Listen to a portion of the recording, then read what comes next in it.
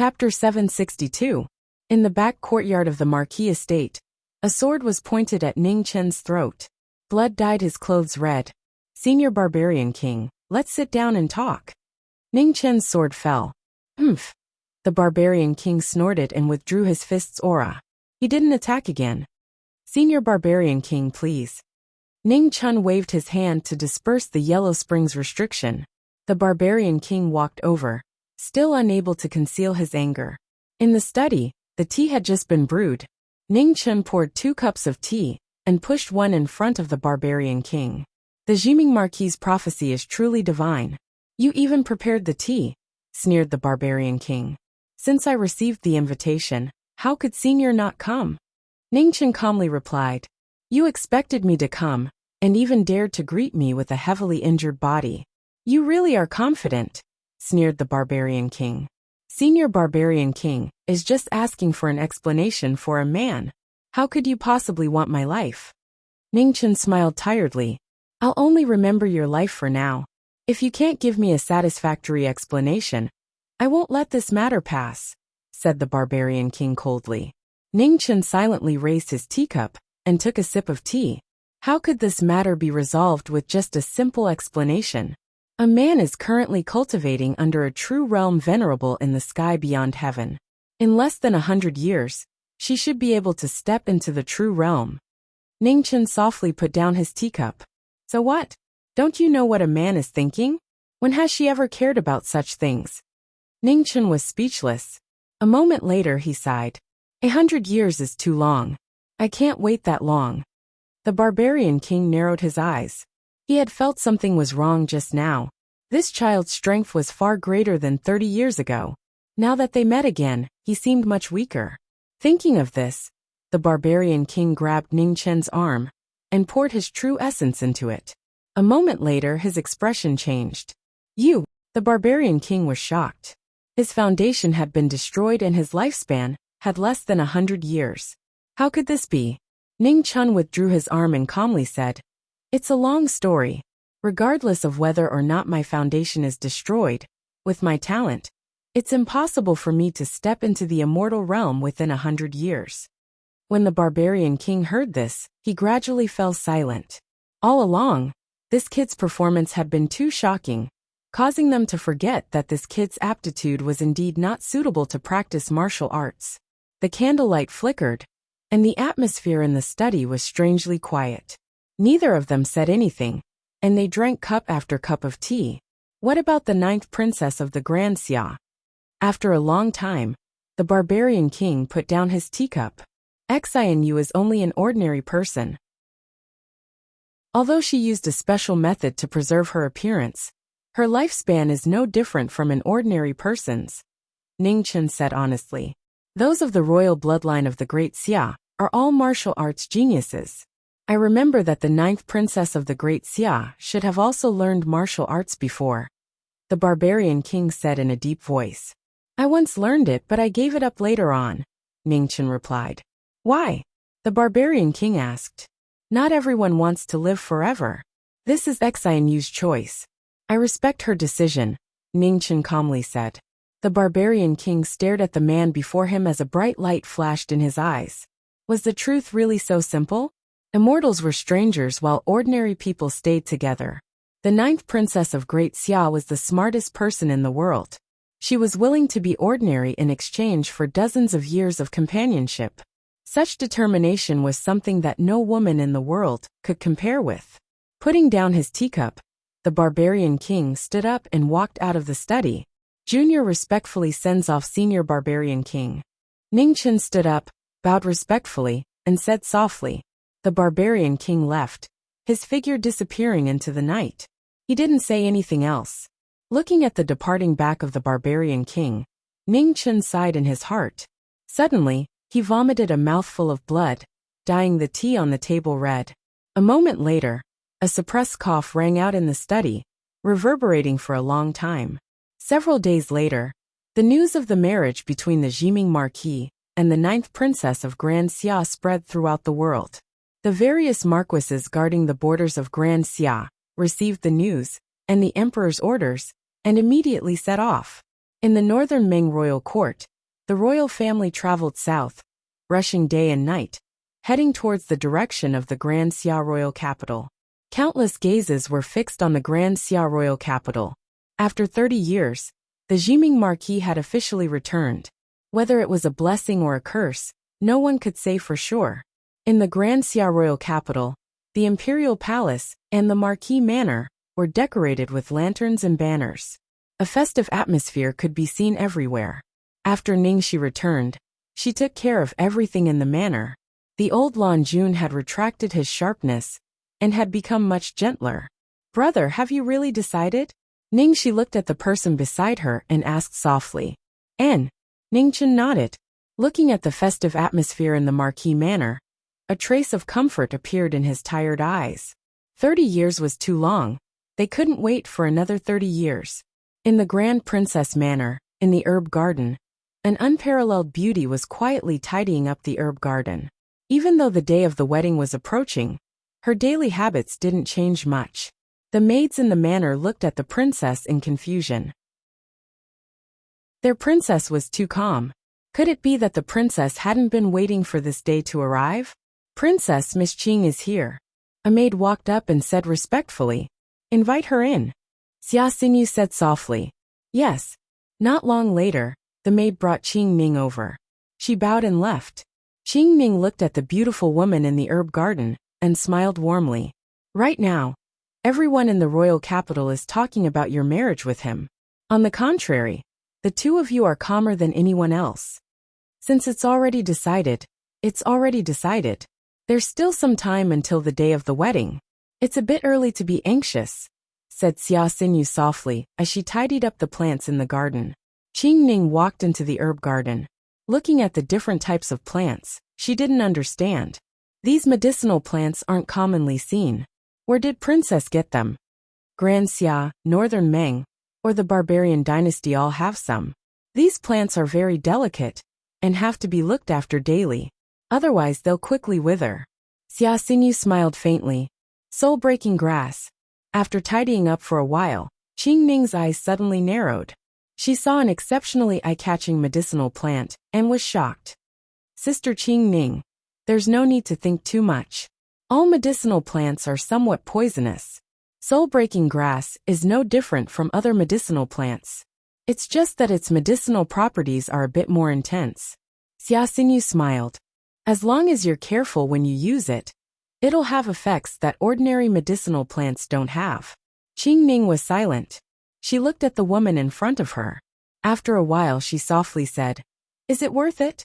It was not easy for non-cultivators to retain their looks. There were always gains and losses. The price behind this was easy to imagine. "It's worth it." Xia Xinyu walked forward and plucked a leaf from the soul-breaking grass. She put it in a purple jade box and placed it next to her. Qing Ning sighed.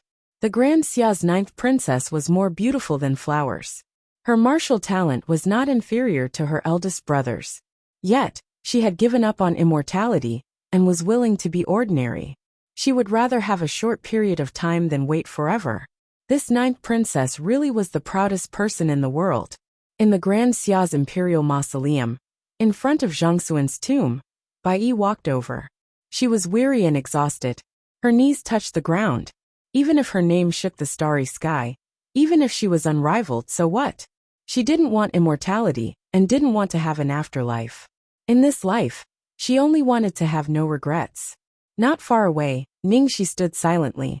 She looked at her brother in front of Zhang Xuan's tomb and didn't disturb him. "Empress, I came to tell you something. Xinyu and I are going to get married. The time is half a month later. Once Xinyu marries, we'll come together to pay our respects to you." Ningchen had a smile on his face. He knelt in front of the tomb and recounted everything that had happened in the past few days. After an unknown amount of time, outside the mausoleum, the autumn wind blew past the red maple trees. An autumn leaf silently flew into the mausoleum and landed on the tombstone. The red maple leaves were as beautiful as blood. Autumn was cold. It was another year of falling leaves. The passage of time mercilessly made people grow old. "Ningxi, are the maple leaves outside all red?" Ningchen looked at the maple leaves on the tombstone and asked. Yes. Ningxi nodded and softly replied. Ningchen was silent. After a moment he stood up and said, Bring me to take a look. After speaking, Ningchen turned and walked out of the mausoleum. 300 meters outside the mausoleum, there was a red maple forest. The red maple leaves were like fire and fluttered in the wind. Ningchen stood in the forest and looked at the red leaves. He sighed emotionally. When he had come, he hadn't noticed that the maple leaves were already red. He had left in too much of a hurry these past few years, and hadn't had the chance to stop and take a look. It turned out that the scenery of the world was so beautiful. Boom! Suddenly thunder rumbled in the sky. Endless resentment swirled around Ningchen's body, covering the sky and the sun. Knowledge Marquis. Resentment filled their faces. They wouldn't enter the cycle of reincarnation, and would stay in the mortal world forever. Everyone can't wait any longer? Ningchen looked at the countless faces in the air and calmly said, It's been 30 years. We've long since grown impatient. A sinister woman's face approached and said harshly, For 30 years, none of our descendants have come to avenge us. The heavens are unfair. The resentment on an old face grew even thicker. The commoners are healthy. Your descendants can live in peace and contentment. Isn't that good? Could it be that bearing hatred for your entire lives is what you want? Asked Ningchen. Is it right for us to die in vain? Jiming Marquis, why were you so vicious when you sacrificed us? Another face came forward and said angrily, There's no need to explain. Everyone, just wait a few more days. I'll give you an explanation, said Ningchen calmly. How much longer? Faces filled with hatred appeared one after another as they spoke harshly. The day the ghost woman awakens, said Ningchen. The resentment spirits wanted to say something, but Ningchen's gaze suddenly narrowed. The chaos volume on his body shone brightly, and his aura rapidly spread, drawing all the resentment spirits back into the chaos volume. Brother, the Northern Ming Imperial Courts group is almost here. Let's go back. Ningxi walked in from outside the maple forest. She looked at the plain-clothed figure in the forest. Yes. Ningchen nodded. A faint smile flashed on his face as he walked out of the forest. The autumn wind blew the red leaves into the sky, making them look like rain. It was so beautiful that it was intoxicating. Chapter 763. In the north of the Grand Xia Imperial City, the Beiming imperial family's ceremonial procession slowly approached. The Emperor and Empress of Beiming had personally arrived with thousands of elite imperial guards protecting them. Countless imperial families' consecrators were hidden among them. The scene was extremely shocking. When an emperor of a dynasty entered another dynasty, both dynasties attached great importance to it. No one dared to make any mistakes. The four Marshal Marquis personally came out of the city to welcome them. A battalion of imperial army opened the way along the street. The atmosphere of the entire imperial city became tense. Countless soldiers came and went, checking for any hidden dangers that might exist. Marshal Marquis. As the plainclothes soldiers walked past, they immediately knelt down and greeted respectfully. Rise, Ningchen said calmly. Don't be too nervous. Just patrol as usual. Yes. The soldiers received the order and continued their patrol. Ningchen walked forward towards the north gate. According to the time, Ming Yu and the others should be arriving soon. 10 li away from the north gate of the imperial city, banners fluttered in the wind. The Beiming imperial guards cleared the way in front. The imperial family's ceremonial procession was surrounded by imperial consecrators. They did not dare to relax at all. As the procession approached, a plainclothed figure stood quietly in front of the north gate. The four martial marquises bowed together. No need to be so polite. You are all martial marquises of Grand Xia. There is no need to bow to me. Ningchen looked at the four and said calmly. Kong Yu, Zhangsun Yunxian, Anling Marquis, and Dongji Marquis stood up and took half a step back. Although the person in front of them had already stepped down from his position as Marshal Marquis, no one in the world was more qualified than him to bear the title of Marshal Marquis. Even Emperor Xia had to bow when he saw him, let alone them. They're here. The sound of wheels and dust flew into the air. A faintly discernible canopy surrounded the procession and rapidly approached. "Let's go and welcome the guests from afar," Ningchen said. "Yes." The four of them nodded and followed him. The Beiming Imperial Guard's leader saw the plainclothed figure walking towards them and was shocked.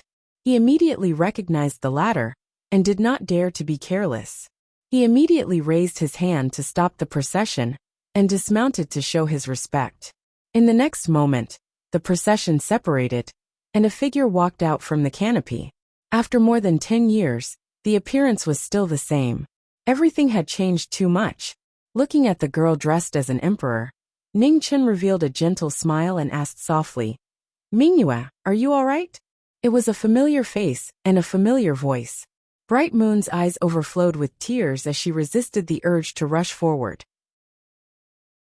She smiled brightly and said, "I've always been good." Although the consecrators of Northern Meng felt strange about this strange greeting, no one dared to say anything. The Jiming Marquis of Great Xia was not an ordinary person. His Majesty had stayed by his side for a long time when he was young. Under his teachings, he must have learned many things that they did not understand. "Greetings, Marquis."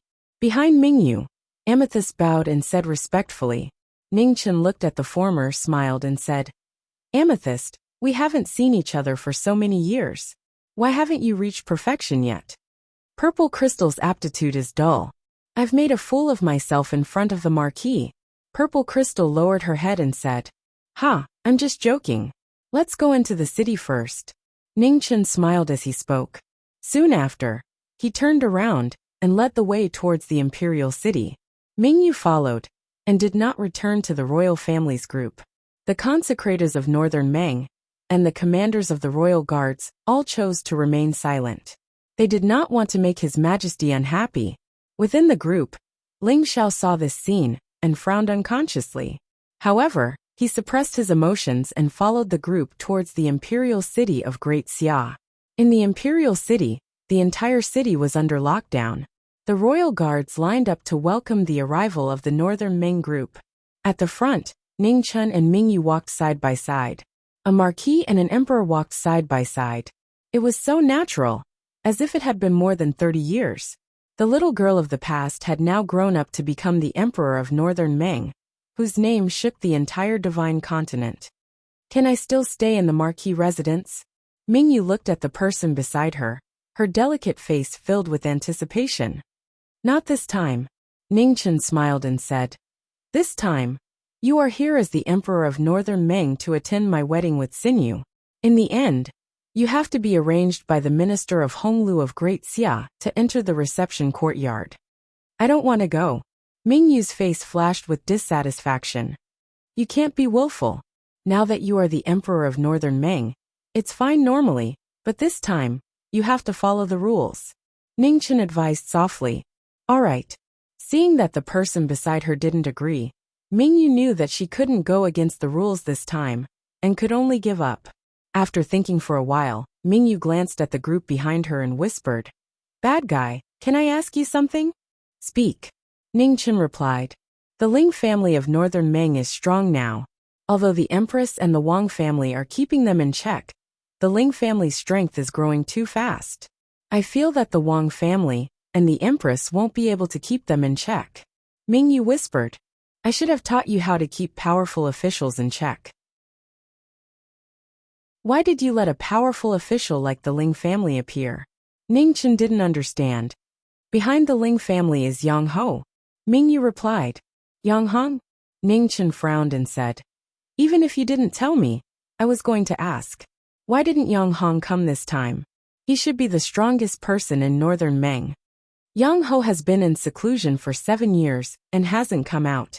In this generation of the Ling family, one of them is Yang Ho's disciple. Thus, their strength is growing very fast. No one in Northern Ming dares to easily offend them." Mingyu said honestly, "Supporting powerful officials and keeping them in check is only a temporary solution. The two most important things cannot be lost: the people's hearts and military power. You are the emperor of Northern Meng. As long as you don't act ruthlessly, the people's hearts will not be lost. As for military power, who holds it now?" Ningchen asked. I have 30% of the military power. 20% is in the hands of the old minister's descendants. The remaining 50% is in the hands of the Yang family and the Wang family, Mingyu said simply. 30% of the military power is too much. Northern Ming's military power is too concentrated. It's better to deal with it as soon as possible. Ningchen reminded. The military power in the hands of the old minister's descendants is still manageable.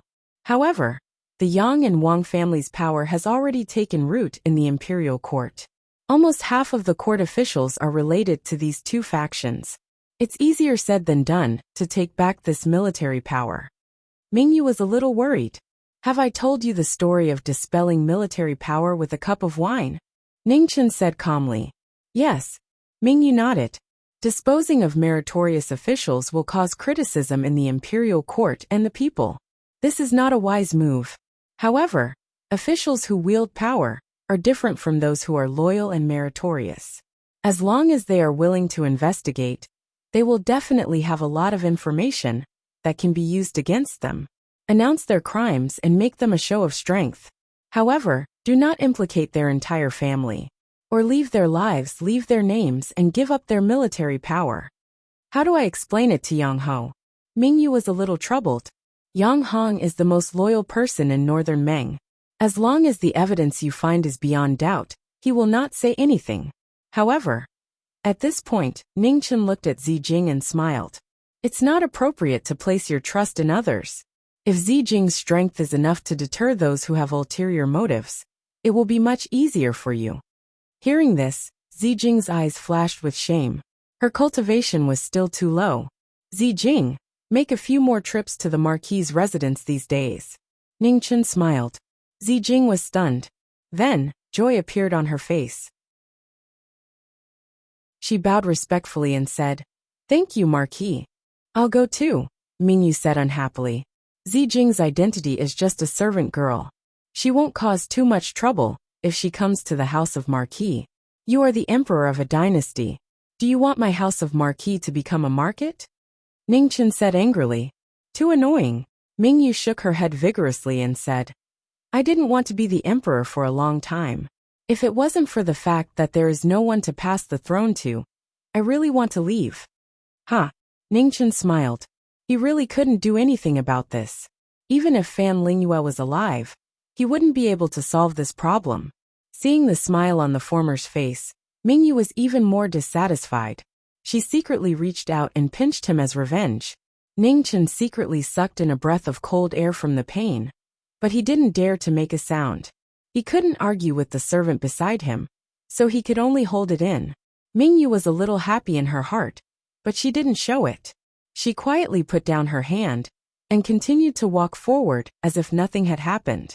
In front of the reception courtyard, Ningchen sent the Northern Meng group to their destination. The minister of Honglu, who had been prepared for many days, came forward to arrange their accommodations in detail. He didn't dare to be negligent. I'm going back. There are still many things to deal with in the Marquis' residence. You all rest first. After 2 days, Qi will set up a banquet to entertain you all, Ningchen said. Xia Qi, that brat. I get angry when I see him, Mingyu said, curling her lips. Ningchen smiled lightly and didn't say anything. They were both flesh and blood. He also watched Qi grow up. He couldn't beat him up just because Mingyu didn't like him. Let's go. Ningchen waved his hand and turned to walk toward the Marquis' residence. In the palace, in the heavenly mandate hall, a dark dragon guard appeared and knelt down. Your Majesty, the Northern Meng group has arrived at the reception courtyard. Marquis Jiming personally sent them here. There were no problems along the way. On the dragon throne, Xia Qi heard this and put down the memorial in his hand. He nodded and said, Tell Marquis Dongji to ensure the safety of the Northern Meng group. I don't want to see anything happen at this time. Yes, His Highness. The dark dragon guard respectfully accepted the order and immediately disappeared. In the Marquis' residence, Ningchen returned. When the bright moon rose in the sky, he stood in the courtyard and waited quietly. At midnight, a stream of light flashed in the sky above the Marquis' residence.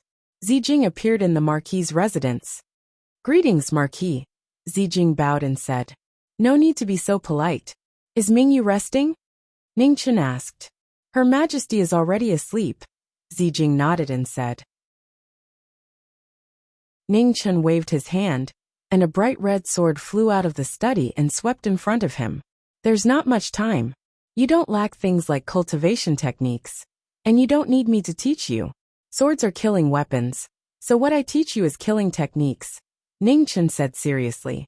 Please teach me, Marquis, Zijing said respectfully. Do you need my help? At this moment, a stream of light gathered in the void above. A beautiful and noble figure walked out. Her aura was majestic, and even stronger than before. Female Supreme, how have you been? Seeing the person who came, Ningchen smiled and said.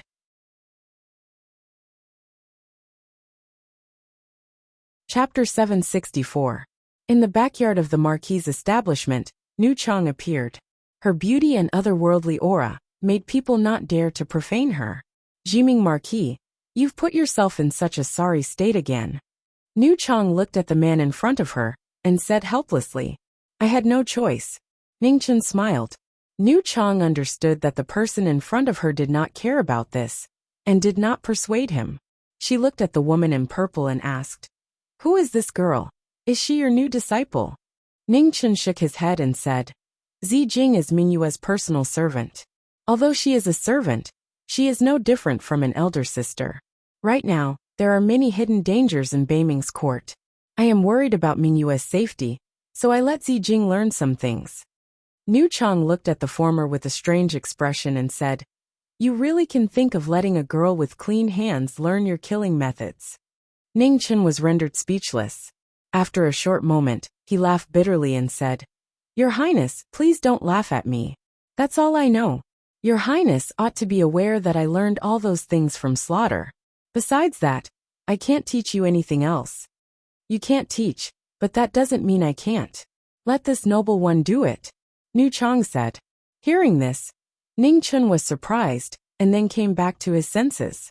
He looked at Zijing and said softly, Zijing, why aren't you thanking Nu Chang? Thank you, Nu Chang. Amethyst suppressed the confusion and doubt in her heart, bowed and thanked him.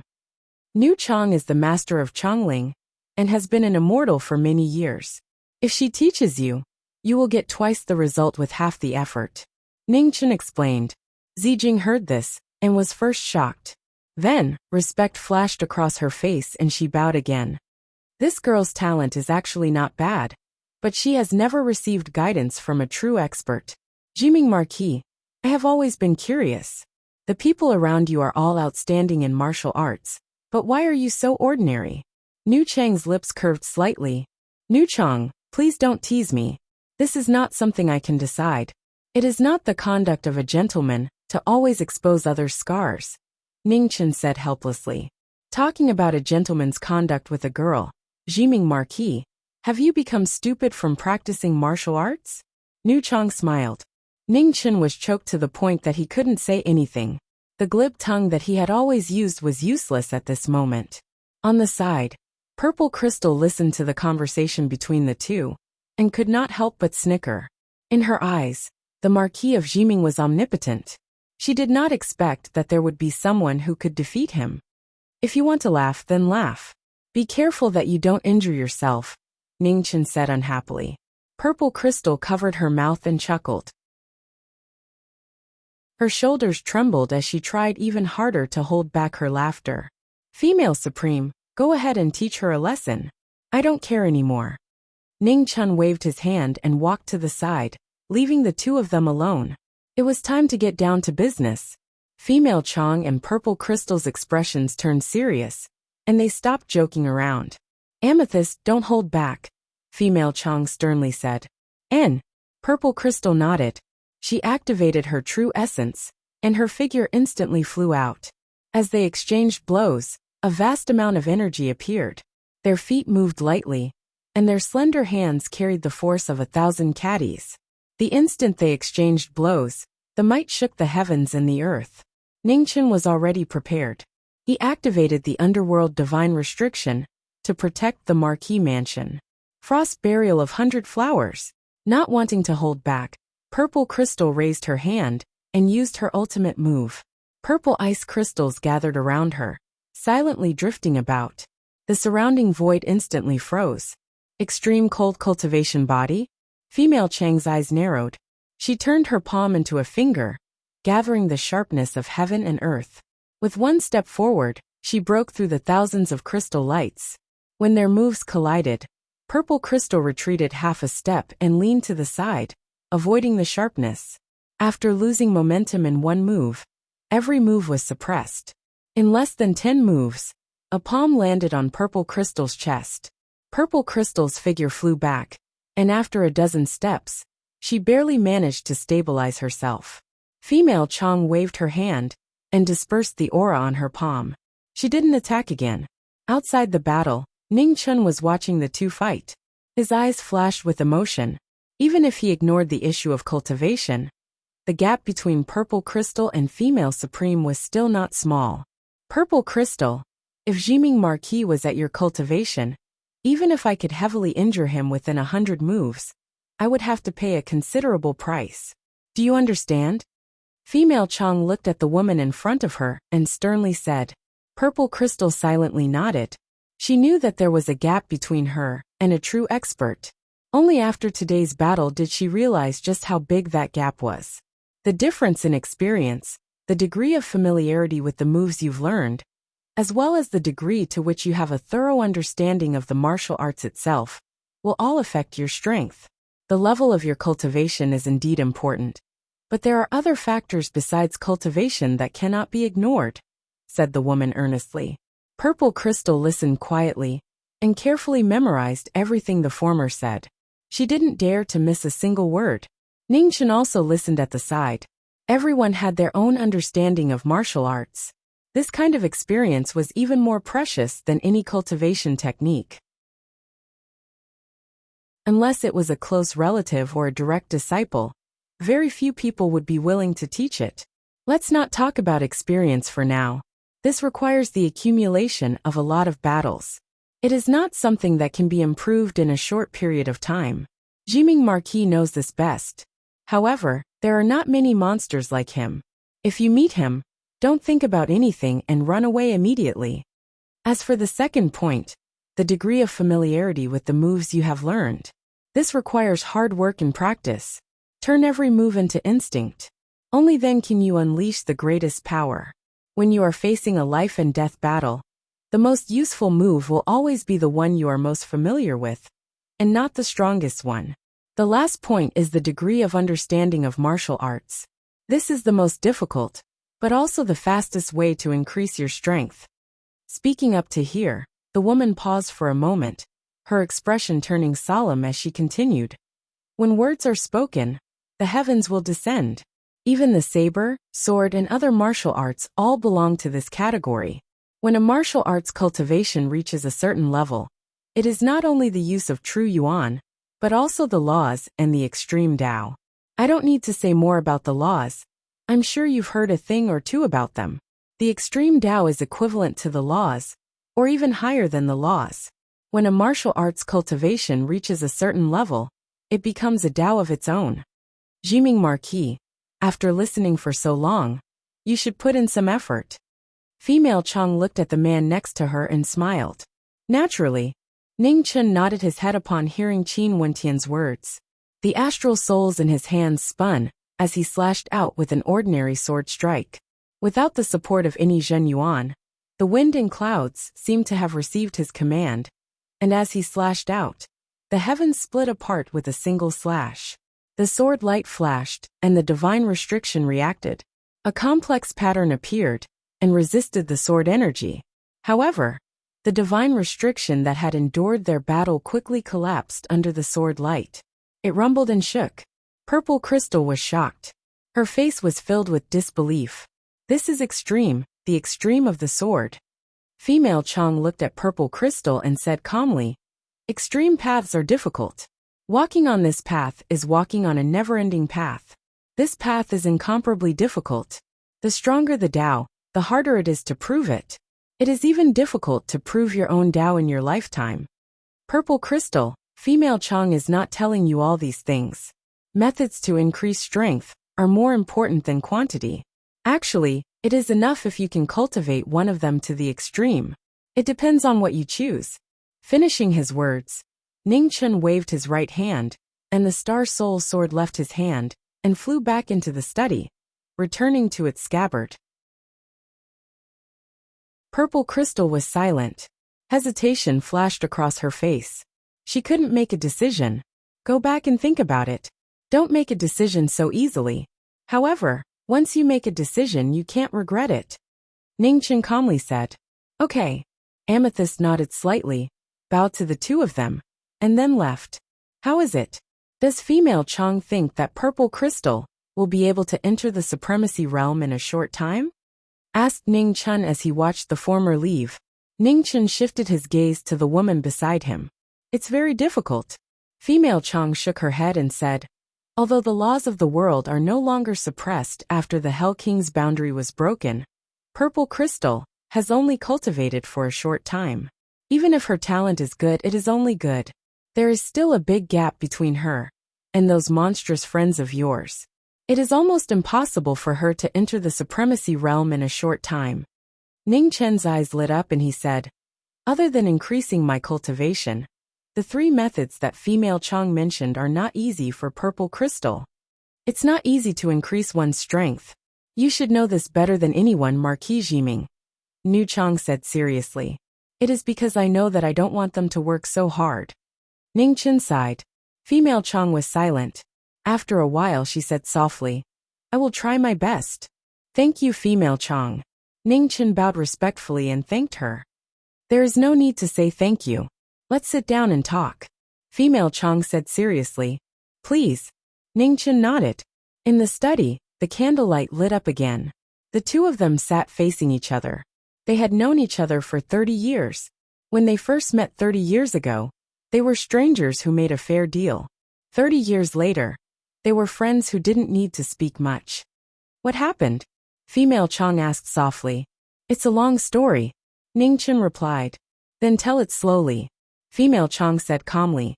Ning Chen sighed and told her everything that had happened over the years. The candlelight flickered and reflected the two of them. He calmly told her the story of his life. The bright moon was like water. It shone through the paper window and sprinkled a light chill. Time restriction. Female Chang narrowed her eyes and said, Can you let me take a look? Ning Chen nodded. He flipped his hand and a jade slip appeared. He handed it to the woman in front of him. Female Chang took the divine restriction and scanned it with her spiritual sense. Her eyes flashed. As expected of one of the three divine restrictions, it was really profound and mysterious. If female Chang is interested, I can give it to you. Ning Chen said. Female Chang's expression changed. She shook her head and said, No need. I can study it for a few days. This restriction is very complicated and can't be mastered in a short time. I think you will need this item. Ning Chen smiled and didn't say anything. Female Chang was startled when she saw the expression on Ning Chen's face. Then she seemed to have thought of something. She couldn't help but laugh at herself and said, I forgot that the world-famous Marquis Jiming is the smartest person in the world. How can a mere time restriction be compared to you? Female Chang's praise is too much. The records of the three divine restrictions are incomplete. Otherwise, I wouldn't have been able to remember all the changes. Ning Chen said honestly, Being too modest is being arrogant. Female Chang replied faintly. She looked at the jade slip in her hand and sighed in her heart. She said with a complicated expression, Marquis Jiming, I have reminded you more than once to not care about other things in the past 100 years, and to focus on cultivation. You just didn't listen. Now that your two bodies have disappeared and your foundation is almost destroyed, it will be harder for you to become an immortal. It's enough. Ning Chen smiled and said, Jiming has no regrets in this life. If there is an afterlife, I am willing to be ordinary.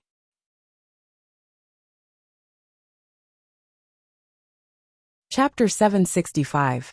The wind was like water, and the night was as cold as the moon. Both inside and outside the palace, a joyous atmosphere spread. The day of the wedding had arrived, and the world was celebrating.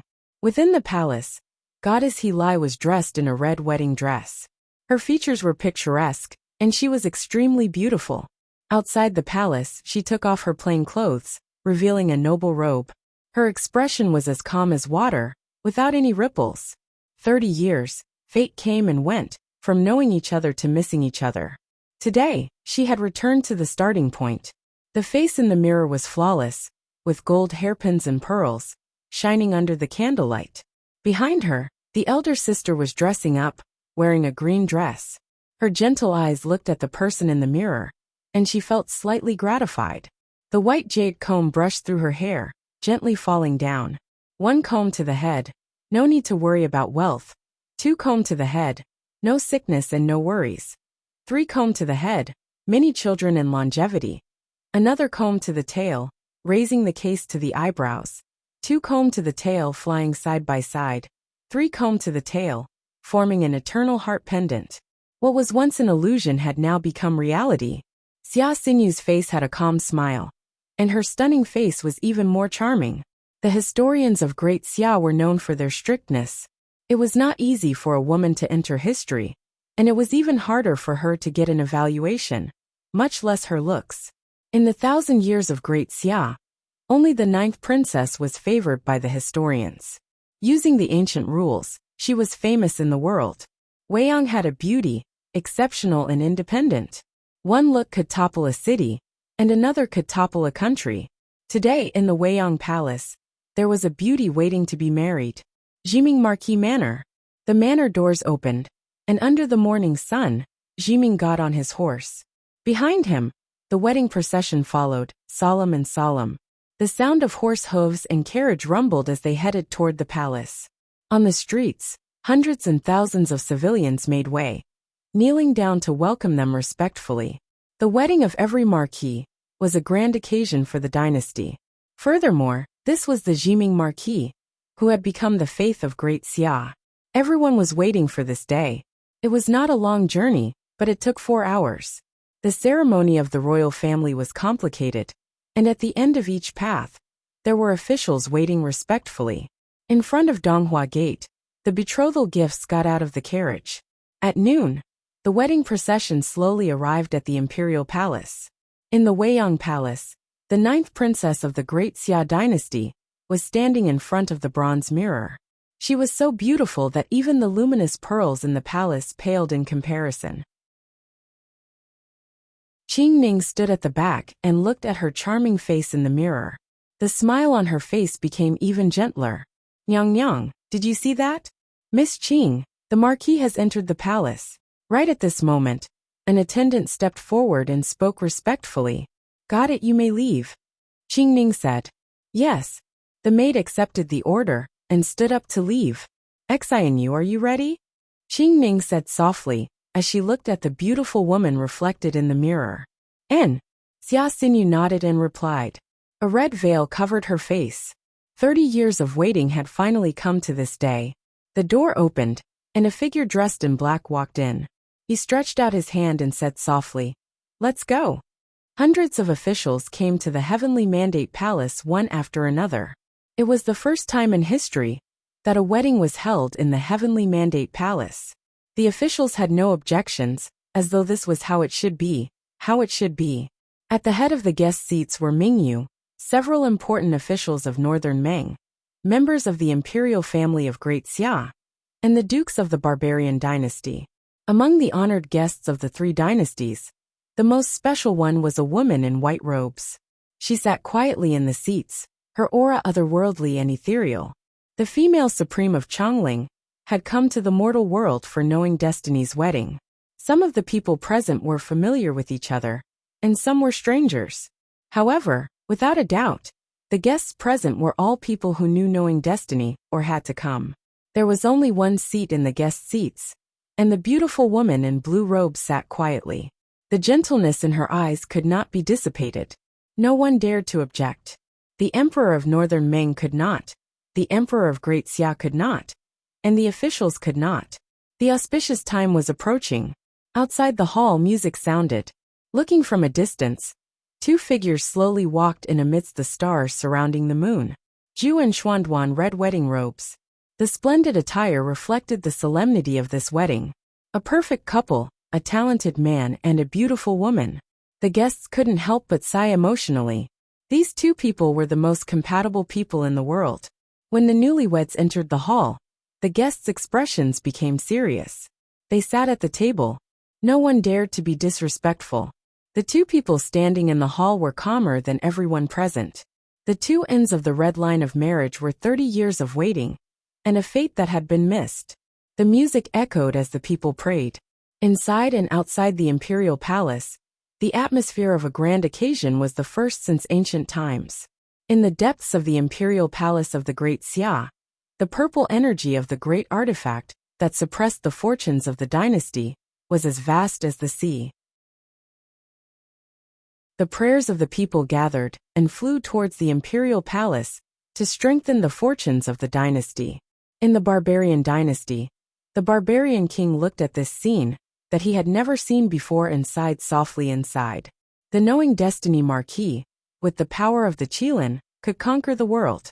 In the main hall of the heavenly mandate palace, the auspicious time had arrived, and the ceremony was about to begin.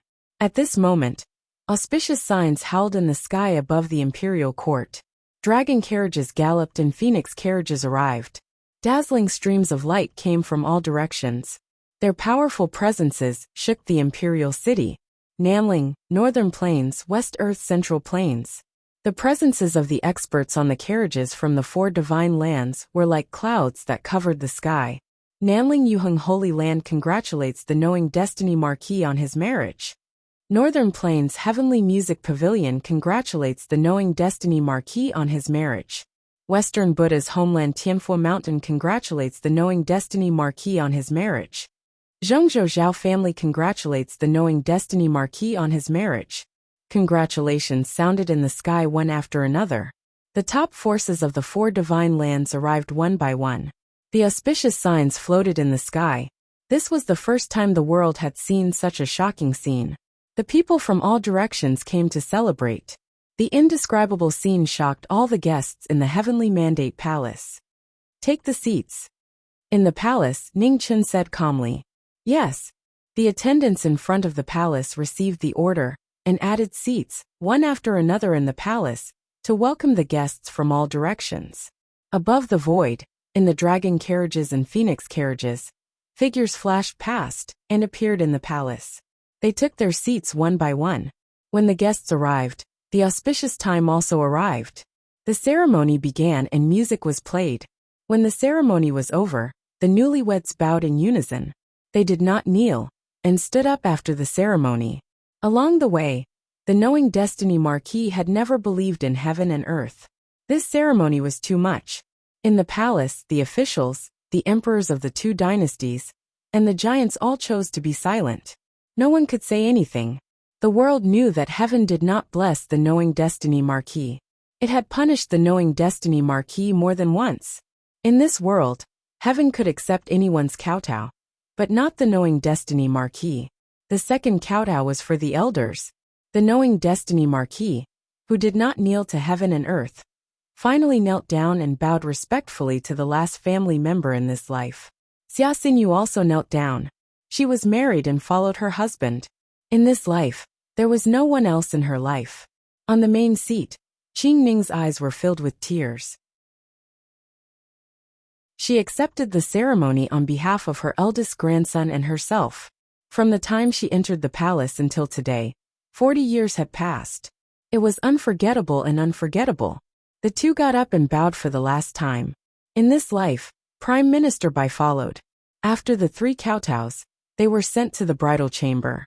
For the first time in history, except for the emperors, a young man who had never left the palace finally chose to come back on the most important day of his life. All the guests waited in the heavenly mandate palace. The ceremony was over. After the toast, the person they were waiting for would appear again. They came for two reasons. One was to congratulate, and the other was to meet the knowing destiny Marquis.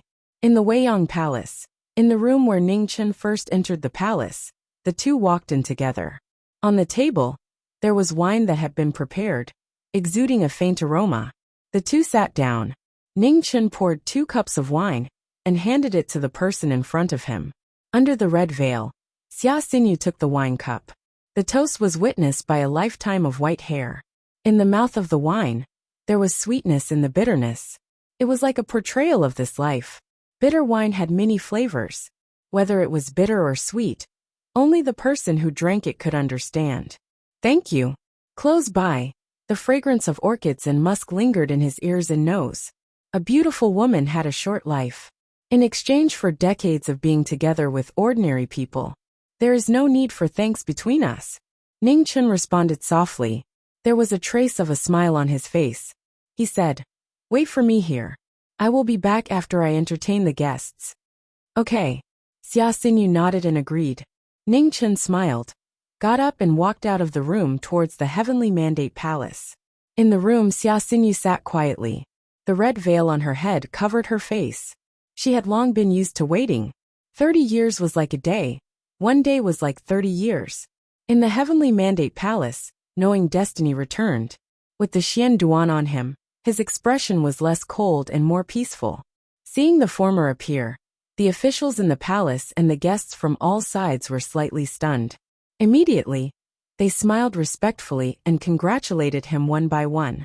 Toasts were given, one after another blessings. Ning Chen responded to them one by one, drinking one cup after another. Mingyu got up, holding a cup of wine in her hand. She looked at the man in front of her with a complicated expression. She raised her cup and drank it without saying anything. Now that you have grown up, you can't be as willful as a child. You are now the emperor of the Northern Ming Imperial Court. Every word and action of yours represents the dynasty. Be careful. Ning Chen smiled gently and reminded her. Then, he drank the wine in his cup. Mingyu curled her lips and sat down. She still didn't say a word. Ning Chen smiled helplessly at this girl who was throwing a tantrum. He didn't have time to persuade her. He could only deal with the other guests first. Marquis Knowing Destiny, I toast you. Beside Mingyu, Su Fian got up, holding a cup of wine and said softly, Empress, I haven't seen you for many years. You are still as elegant as before. There was no need to mention the old grudges. Ning Chen responded softly, and drank the wine in his cup. Su Fian also drank the wine in her cup. The old grudges disappeared with this cup of wine. Meeting, fighting, killing, in the end it was all in vain. The revival of the dynasty was just a flower in the mirror, the moon in the water. It was so illusory that it was difficult to touch. Hatred? Perhaps it was not as much as she thought. Fighting and fighting, hating. But it was just a heavy burden that she put on herself. Congratulations. Zhao Liusu got up, raised her cup, and said seriously, Thank you. Ning Chen nodded in response. Senior brother, congratulations. Yan Hongzhu also stood up. A gentle smile rose on her beautiful face as she spoke softly. Ning Chen smiled and raised his cup, accepting the blessings of this junior sister from the Jade Hung Holy Land. After 3 rounds of wine, Ning Chen put down his cup and looked at the experts from the various regions. He said calmly, I know you all have things you want to ask. Just say it.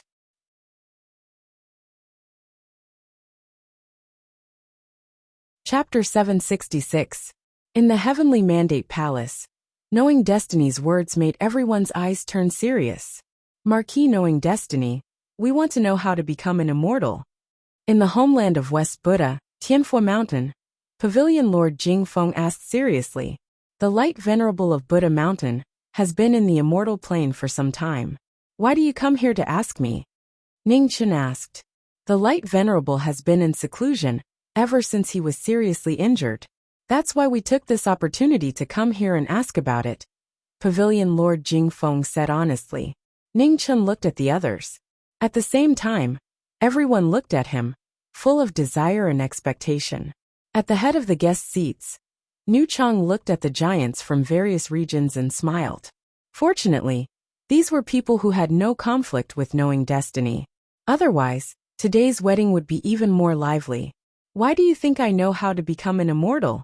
Ning Chen poured himself a cup of wine and asked as he drank. A few years ago, there was a great disaster in the Divine Prefecture. The foreign tribes invaded. The West Jade Lord, my master, and the Light Venerable of Buddha Mountain couldn't stop them even when they joined forces. but you stopped them all by yourself. Everyone knows about this. Someone from the Heavenly Music Pavilion in Northern Plains said seriously. If I say that I've never been unable to break through to the complete plane, would you believe me? Ningchen put down his cup and asked. Marquis, you must be joking. The person from the Heavenly Music Pavilion said calmly. Ningchen looked at Rui Hongzhu and smiled. Hongzhu, do you believe me? Hongzhu will believe whatever senior apprentice brother says. Rui Hongzhu nodded and said seriously. Ha! Ningchen laughed softly and said. To be honest, I've never entered the immortal plane. However, since you've come from afar, I can't let you go back disappointed. At the head of the table, Nu Chang drank her wine quietly and didn't interrupt. Although knowing Destiny hadn't entered the immortal plane, it didn't mean that he didn't know how to go. Not knowing and not being able were two completely different things. The former was incompetence, while the latter was helplessness caused by fate. Up until now, everyone has experienced the 3 calamities, the 5 tribulations, and then the tribulation of supremacy. This is the end of the path of the human world. If you want to break through again, you will no longer have the talent of a mortal.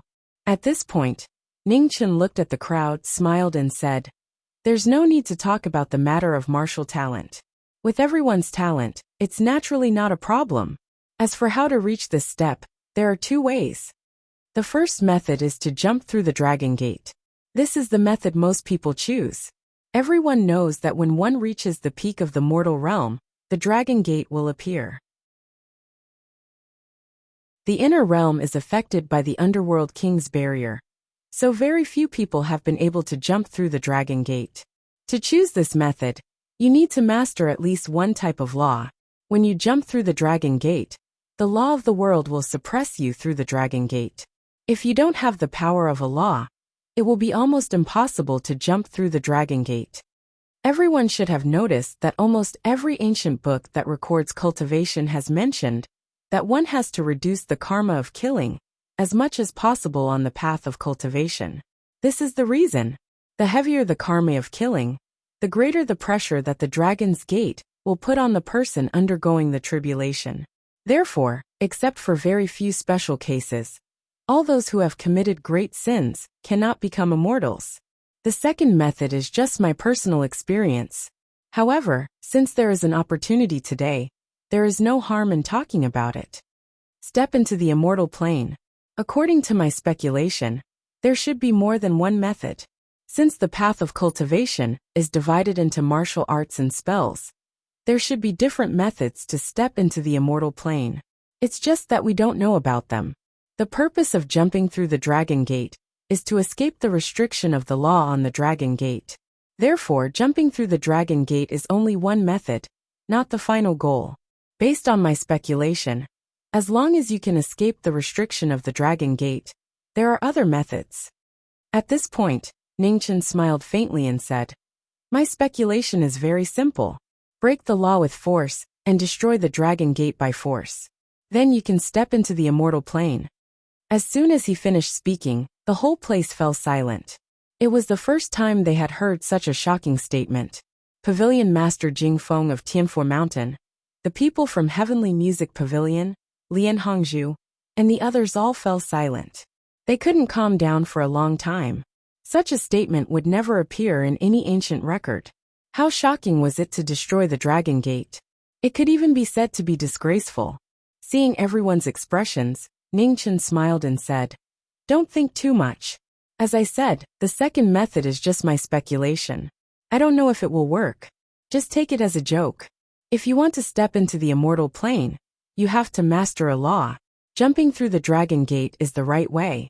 You know better than me how to cultivate the law, so I won't show my slight skill in front of an expert. During the banquet, the giants of the great sects looked at each other and immediately suppressed the shock in their hearts. Thank you for your advice. Pavilion Master Jing Feng of Tianfu Mountain was the first to stand up and bow respectfully. Thank you for your advice. After one person stood up, everyone stood up. The giants of the sects from the 4 regions stood up one by one and bowed in unison, expressing their gratitude respectfully. You're too polite. It's just some personal opinion. If it can be of use to your future cultivation, it will be my honor, Ning Chen said with a smile. After getting the answer they wanted, they didn't ask any more questions. On a day of great joy, they had to know their limits. Otherwise, it wouldn't be a good thing to make this person unhappy. The banquet officially began. All parties toasted each other, and a festive atmosphere filled the entire Heavenly Mandate Palace. On this day of celebration, the 3 dynasties and the 5 regions gathered together. They put aside their grievances and only wished each other well. During the banquet, Ning Chen drank 1 cup after another with the guests. He didn't refuse anyone. In less than 4 hours he had drunk countless cups. When the sun set, the banquet ended. After a round of farewells, the guests left one after another. The dragon carriage and the phoenix carriage flew across the void and left one after another. Senior brother, if you have time, come back to the Yuheng Holy Land. Master misses you very much. Before leaving, Lian Hongzhu took the arm of the person in front of her and whispered softly, "Well, don't worry. I will go." Ning Chen smiled gently and replied, "Then I'll go back first." Lian Hongzhu reluctantly let go of his hand and turned to leave. Not far away, Zhao Liusu looked at the two of them and didn't say anything. She stepped forward and rode the wind and the phoenix away. After the guests of the 4 regions left, the officials in the main hall also left one by one. The lively Heavenly Mandate Palace gradually quieted down. The servants of the palace walked out and carefully cleaned the main hall. The sun set, and the sky gradually darkened. Ning Chen stood in front of the hall and looked at the dim lights of the imperial city. For a moment he was lost in thought. Inside the hall, Xia Qi wanted to go forward and remind him, but he was stopped by Qing Ning. "Let your master be alone." Qing Ning looked at the figure in front of the hall and sighed softly. After 40 years of ups and downs, he had protected the Xia kingdom again and again. However, it was probably the first time that he could look at the dynasty in silence like today. In the bridal room of Weiyang Palace, the red candles flickered. In front of the table, a beautiful figure with a red veil was still waiting quietly, waiting for the person who lifted the veil to return. Scene after scene, memories flowed in front of her eyes. Time passed so slowly at this moment. After 40 years of knowing each other, was it wrong to wait for 30 years? If she could choose again in this life, would she not miss it at that time? She couldn't think clearly, and it was difficult to understand.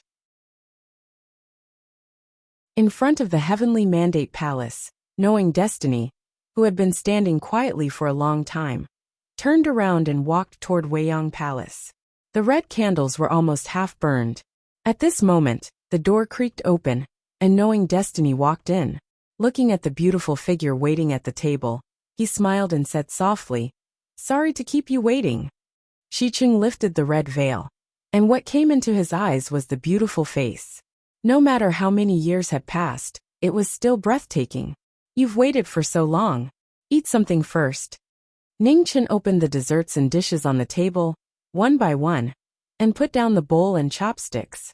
Xia Xinyu took the bowl and chopsticks and ate in small bites. The pleasing scene made it difficult for people to look away. "Aren't you eating?" Seeing that Ning Chen kept looking at her, Xia Xinyu blushed and asked softly, "I drank too much outside just now. I can't eat anymore." "You eat. I'll just watch you eat." Ning Chen chuckled. "Okay." Xia Xinyu answered softly, blushing, lowered her head and continued to eat. "Xinyu." Ning Chen chuckled and said, Xia Xinyu looked up and asked curiously, "Why didn't I know you were so shy before?" Ning Chen laughed and said. Hearing this, Xia Xinyu blushed and lowered her head even more, looking more reserved. "Huh?" Ning Chen chuckled and said, "I won't tease you anymore. Hurry up and eat. The food will get cold soon." Xia Xinyu answered softly with a blushing face, and continued to eat in small bites. The meal lasted for half an hour. The palace maid came in to clean up the table, and immediately left.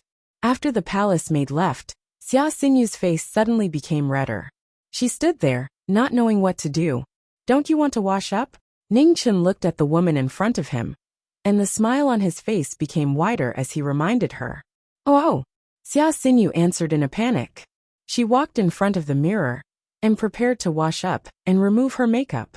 The luxurious and dazzling jewelry was removed one by one. After removing her clothes, the Grand Xia's ninth princess lost her noble aura and gained a simple and elegant aura. Not long after, her clothes were removed. After washing up, Xia Xinyu was a little reserved, but she walked forward with determination. Husband, Xinyu will help you change your clothes. Taking 2 steps forward, Xia Xinyu reached out and helped him undo the complicated bindings on his clothes. Because she was focused, the nervousness on her face gradually disappeared. The soft and warm jade in front of him and the fragrance lingered in the air. Ning Chen's eyes became gentle. No matter what fate they had in the past, or what choice they made, Xinyu was now his legal wife. In the next few decades, he could not let her down. Giving up immortality in exchange for a short period of time together, he did not have the qualifications to let her down. The red candle burned out, and the light in the room gradually dimmed. Ning Chen gently pulled the woman in front of him into his embrace, and the waves in his heart gradually calmed down. The tears on the clothes lingered in the woman's eyes. After a moment, it turned into a bright and beautiful smile. So beautiful and so dazzling. He was the Jiming Marquis, her husband. From now on, he was the most important person in her life.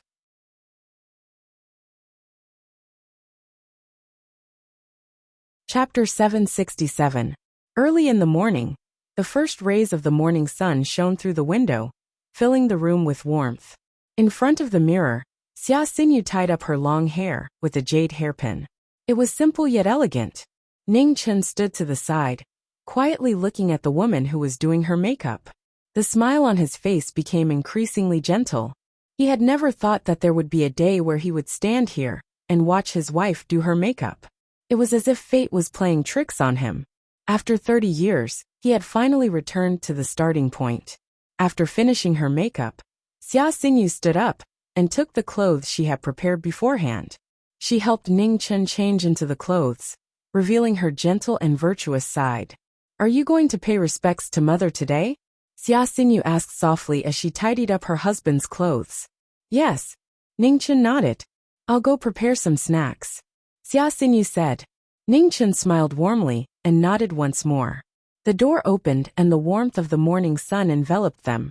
A new day, a special beginning. Xia Xinyu walked out of the room and personally went to prepare the snacks for the memorial. Ning Chen stood in the room, looking at her back. His calm eyes were like the ocean, bottomless. "She has less than 20 years left. Since you promised to marry her, you must not let her down." At some point, Qing Ning walked out of the room and reminded him seriously. "I know," Ning Chen said softly. "For the next 20 years, don't worry about anything. Just accompany her." Qing Ning sighed. "I will." Ning Chen nodded. In the afternoon, 2 figures appeared in the Grand Xia's imperial tomb. The plain-robed Ji Ming and the purple-robed ninth princess walked over side by side. Red maples drifted past. The late autumn wind was slightly cold, pushing the arrival of winter. In the imperial tomb, Ji Ming knelt on the ground and placed down plates of pastries. There was always a faint smile on his face. "Your Highness, Xinyu and I have come to see you." Ning Chen stretched out his hand and brushed away the fine sand on the tombstone. "In the past, you always hoped that Xinyu and I would be together. Now your wish has come true. Xinyu is now the daughter-in-law of the Marquis Manor. No one can snatch her away." Xia Xinyu silently knelt to the side. A married woman would follow her husband. Her body, her heart, they no longer belonged to her. "I didn't think so in the past, but now that I think about it, Empress is the smartest person in the world. I deviated from the path you arranged for me for 30 years, but in the end, I still returned. From now on, you can rest at ease. Grand Xia is doing very well. Z is doing very well. Xinyu and I are doing very well as well." The whispers that reverberated in the imperial mausoleum did not stop for a long time. The famous Jiming Marquis of the Great Xia dynasty had been running around and fighting for his entire life. Only in front of this elder who had protected, cared for, and scolded him could he shed his disguise, complain, and share his joy. How could there be a second Marquis Jiming in the world who was willing to sacrifice everything to protect the people he cherished? How could there be a second Empress Zhongsun in the world who treated a young man who was somewhat smart, but somewhat reckless as her own son, and repeatedly protected him at the expense of her reputation and safety? Giving and receiving were always difficult to be equal, especially when it came to emotions. However, there were always exceptions. Zhongsun had done a lot of favors, and Ji Ming had returned the favor. Furthermore, there was the prosperity of Great Xia. Outside the imperial mausoleum, time slowly passed. At noon, in the maple forest not far away, the leaves rustled as they drifted through the air. Within the imperial mausoleum, the kneeling Ning Chun involuntarily frowned. He glanced at the woman beside him as he spoke in a light voice. "I'm going out for a while, I'll be back soon." "Okay." Xia Xinyu didn't ask any more questions, she simply replied. Ning Chun stood up and walked out of the imperial mausoleum, heading towards the maple forest not far away. In the maple forest, numerous silhouettes sped through, rushing towards the direction of the imperial mausoleum. Sui appeared, standing in the middle of the maple forest. Her eyes were cold as she calmly asked, "Everyone, are you here to look for me? Kill." She didn't say anything, but her killing intent had already appeared. Over 30 silhouettes flashed past, their cold sabers reflecting the sun. "You all shouldn't have come here. Didn't your master tell you to choose a good place to be buried before you act?" As the sound of her voice faded, her astral soul was unsheathed. A scarlet sword flashed past, and Sui moved with it. Killing intent flashed, her life and death were uncertain. Suyi's sword didn't have time to react. It flashed through the red maple forest, causing blood to blossom. The final glory of life was so beautiful. The red maple forest fell, and Suyi's silhouette stopped. Behind her, over 30 silhouettes fell to the ground. From the beginning to the end, they didn't even have time to attack. Their eyes were filled with unwillingness and shock. Even in death, they couldn't close their eyes. Only at the last moment did they understand what it meant to be in the heavens beyond the heavens. We pay our respects to the Marshal Marquis. Outside the maple forest, a general in charge of guarding the imperial mausoleum hurried over and respectfully bowed. "Pack up, don't make a fuss," Ning Chun calmly said. "Yes." The general accepted the order and replied. Ning Chun sheathed his sword and walked out of the maple forest. Within the imperial mausoleum, Xia Xinyu quietly waited for Ning Chun to return. After a while, Sui walked in. The smile on her face was as gentle as ever. "Let's go back." Seeing that Ning Chun had returned, Xia Xinyu softly said, "Okay." Ning Chun nodded. He once again bowed to the stone tablet in front of the mausoleum, bidding farewell before leaving with the people beside him. At the same time, in the guest courtyard of the Honglu Temple, over 10 unfamiliar silhouettes appeared. Without saying a word, they directly charged into the guest courtyard. It was noon. The imperial guards guarding the guest courtyard did not expect a sudden massacre. By the time they reacted, they had already suffered heavy casualties. 13 silhouettes, each of them an expert above the Xiantian realm. There were even a few experts hiding among them. They charged towards the northern Ming Emperor's courtyard. "Your Majesty, there are assassins." In a courtyard not far away, Purple Crystal sensed something. Her expression immediately froze as she reminded him. Hearing this, Mingyu frowned slightly. "Assassins? What's going on? Why would there be assassins at this time?" Before she could finish her thoughts, 3 silhouettes appeared. Their powerful auras were shocking. Without saying a word, a saber light flashed, ruthless and merciless as it slashed towards the emperor in front of them. Zijing's eyes turned cold. Her figure flashed and her slender hand blocked the saber light. With a clang, a cold light overflowed. One saber strike was fatal, and another saber strike arrived. She had never seen such a strange saber path before. Afraid of hurting Mingyu behind her, Zijing had many reservations about her moves. For a moment she was restrained. The 3 of them worked together. Behind them, Mingyu looked at the 3 of them. Her delicate little face was cold. These people were obviously men of sacrifice. It seemed that there were more people who did not know their place. Outside the Honglu Temple, the imperial guards of the imperial city rushed over. In the palace, 2 consecrators flew out and rushed towards the guest courtyard. The assassination of the northern Ming emperor in the Xia kingdom was a huge matter. If it was not handled well, it might cause another war between the two dynasties. In the Heavenly Mandate Palace, after hearing the report from the commander of the Dark Dragon Guards, Xia Qi's handsome face immediately became unusually gloomy. Who was behind this? There was no news at all. In front of the Jiming Marquis residence, two people returned. Xia Xinyu stopped and looked at the person in front of her. A gentle smile appeared on her beautiful face. She said, "You walked so fast. You must be worried. Go ahead. I'll go in by myself. I'll be back soon," Ning Chen said apologetically. Without further delay, he stepped forward and rushed towards the direction of the sound of the battle. In front of the Marquis residence, Xia Xinyu looked at the figure of the former leaving. The smile on her face became even gentler. She knew that he could not let it go, and did not need to. From now on, she would bear it with him. In the guest courtyard, the sound of the battle became more and more intense. Zijing used her power to block the three strongest men of sacrifice. She used her thin body to support the people behind her. Outside the reception hall, hundreds of thousands of Imperial Army soldiers had arrived and surrounded the Chamberlain of Dependencies, blocking off all paths of escape. Two consecrators of the Imperial family appeared. Just as they were about to attack, their bodies trembled, and they bowed respectfully. "Greetings to Marquis Wu." Not far away, a figure in plain clothes walked over. She held a sword in her left hand. The sword was not out of its scabbard, but it already made people feel endless pressure. "Greetings to Marquis Wu." Outside the guest courtyard, many Imperial guards opened up a path and bowed respectfully. "Do what you need to do.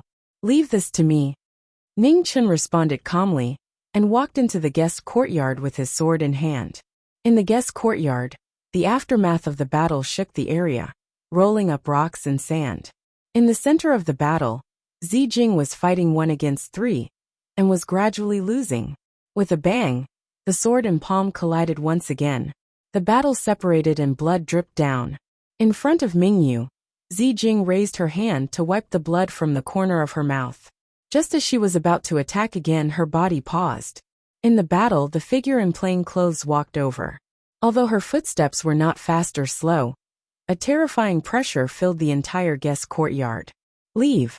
Ning Chen glanced at the injured Zijing and said, "Yes." Zijing respectfully accepted the order, and retreated a dozen steps with Mingyu behind her. To so brazenly cause trouble in the imperial city of the Great Xia dynasty, what your master wants is not small. I know that you are men of sacrifice, and are not afraid of death. However, death is sometimes not so easy." As soon as she finished speaking, the figure in plain clothes moved. Her sword came out and returned. The battle stopped. The three people fell to the ground, blood staining the ground. Their martial veins were destroyed, and they did not even have the strength to commit suicide. "Call the Grand Preceptor over." Ning Chen looked at the Imperial guards outside the courtyard, and said calmly, "Yes." The Imperial guards accepted the order and quickly left. Not long later, a young official rushed over. After seeing the scene in the courtyard, he suppressed his fear, and respectfully bowed to the figure in plain clothes. "Greetings, Marquis. I'll leave these 3 to you." Ning Chen looked at the Grand Preceptor in front of him, and said coldly, "You should know what the duties of the Grand Preceptor are. I don't care what method you use, but you must make them spit out the person behind the scenes." "Yes." The young official respectfully accepted the order. The 3 men of sacrifice were taken away, and the Grand Preceptor also left. In the courtyard, Mingyu supported Zijing, who was getting more and more injured. Her eyes were filled with anxiety and worry. Ning Chen went up and checked her vein. His eyes narrowed. "Poison. Follow me to the Marquis residence." Knowing that this place was not safe, Ning Chen did not hesitate, and brought the 2 of them out of the guest courtyard. Seeing this, the 2 Imperial guards were shocked. They hurriedly went up and said, "Marquis, this is against the rules. Please reconsider. Wait until you catch the person behind the scenes, then talk to me about the rules." Ning Chen coldly replied, and left with the 2 behind him.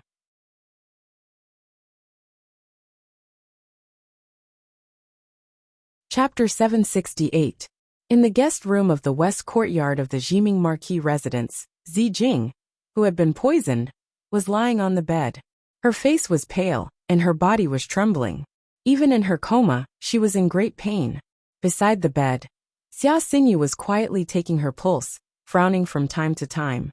Beside her, Mingyu stood there anxiously with tears in her eyes. They had been together for 30 years.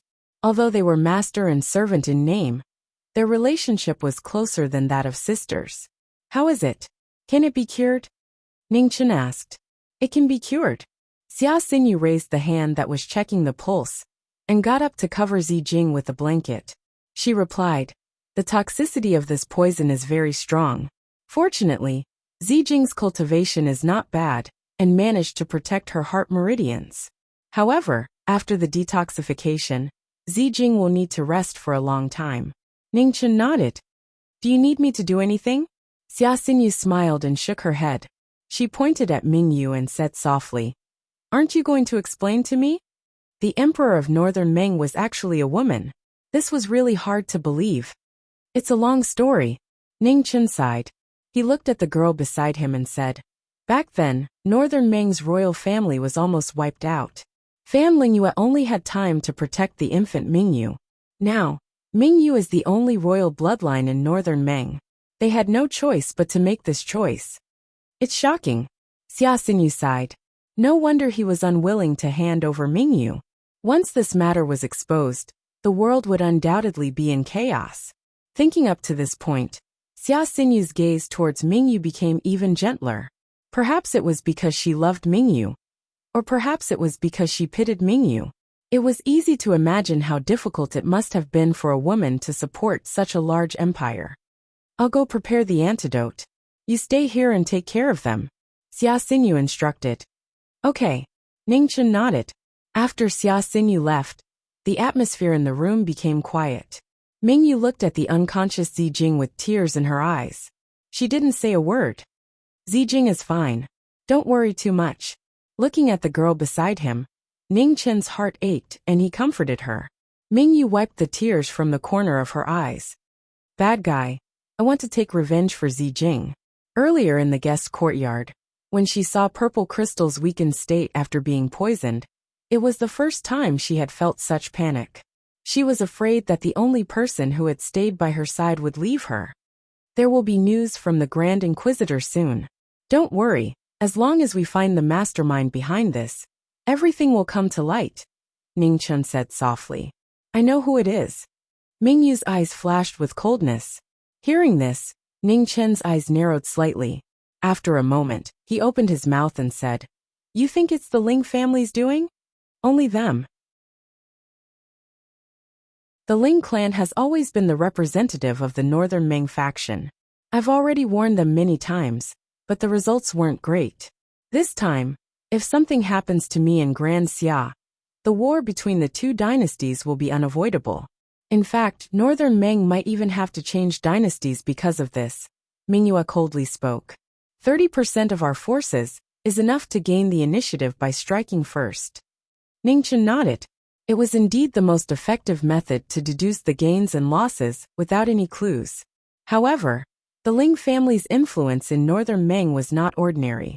Without any evidence, it would not be an easy task to destroy them. I didn't die, so the Ling family's wishful thinking has been greatly disrupted. However, they still won't let go of this opportunity. I'm afraid that after returning to Grand Xia, Northern Meng's support for war will reach its peak, Mingyu said seriously. Troublesome matter. Ningchen sighed softly. The Divine Prefecture finally had a period of peace. Why were there always people who wanted to start a war? For their own benefits, they did not hesitate to let the people of the two dynasties fall into disaster again. Were the hearts of people really so dirty? Outside the room, the sun was setting in the west.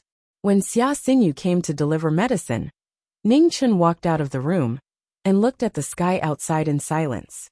The Underworld King created the inner world to create a pure land, but the result was undoubtedly a failure. Was the Underworld King's choice to destroy and rebuild the world right or wrong?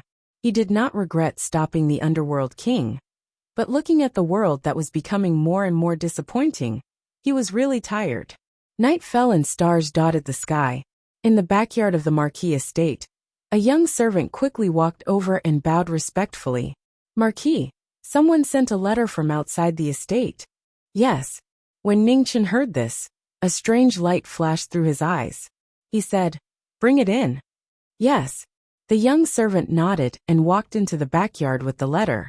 Just as the letter was about to be handed over, a blinding cold light pierced the heart of the person in front of it without any warning.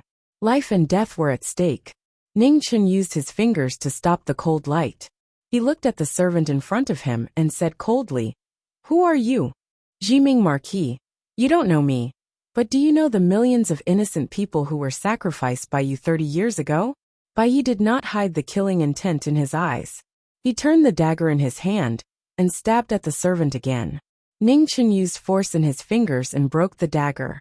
He looked at the young man with hatred in his eyes and sighed in his heart. Their descendant had finally come. In the end, no one could avoid the cycle of karma. After the dagger broke, Bai Yi clenched his left hand, and a silver sword appeared. In an instant, cold light filled the air. 30 years of hatred, 30 years of bitter cultivation, 30 years of life and death tempering. This sword was ruthless and emotionless.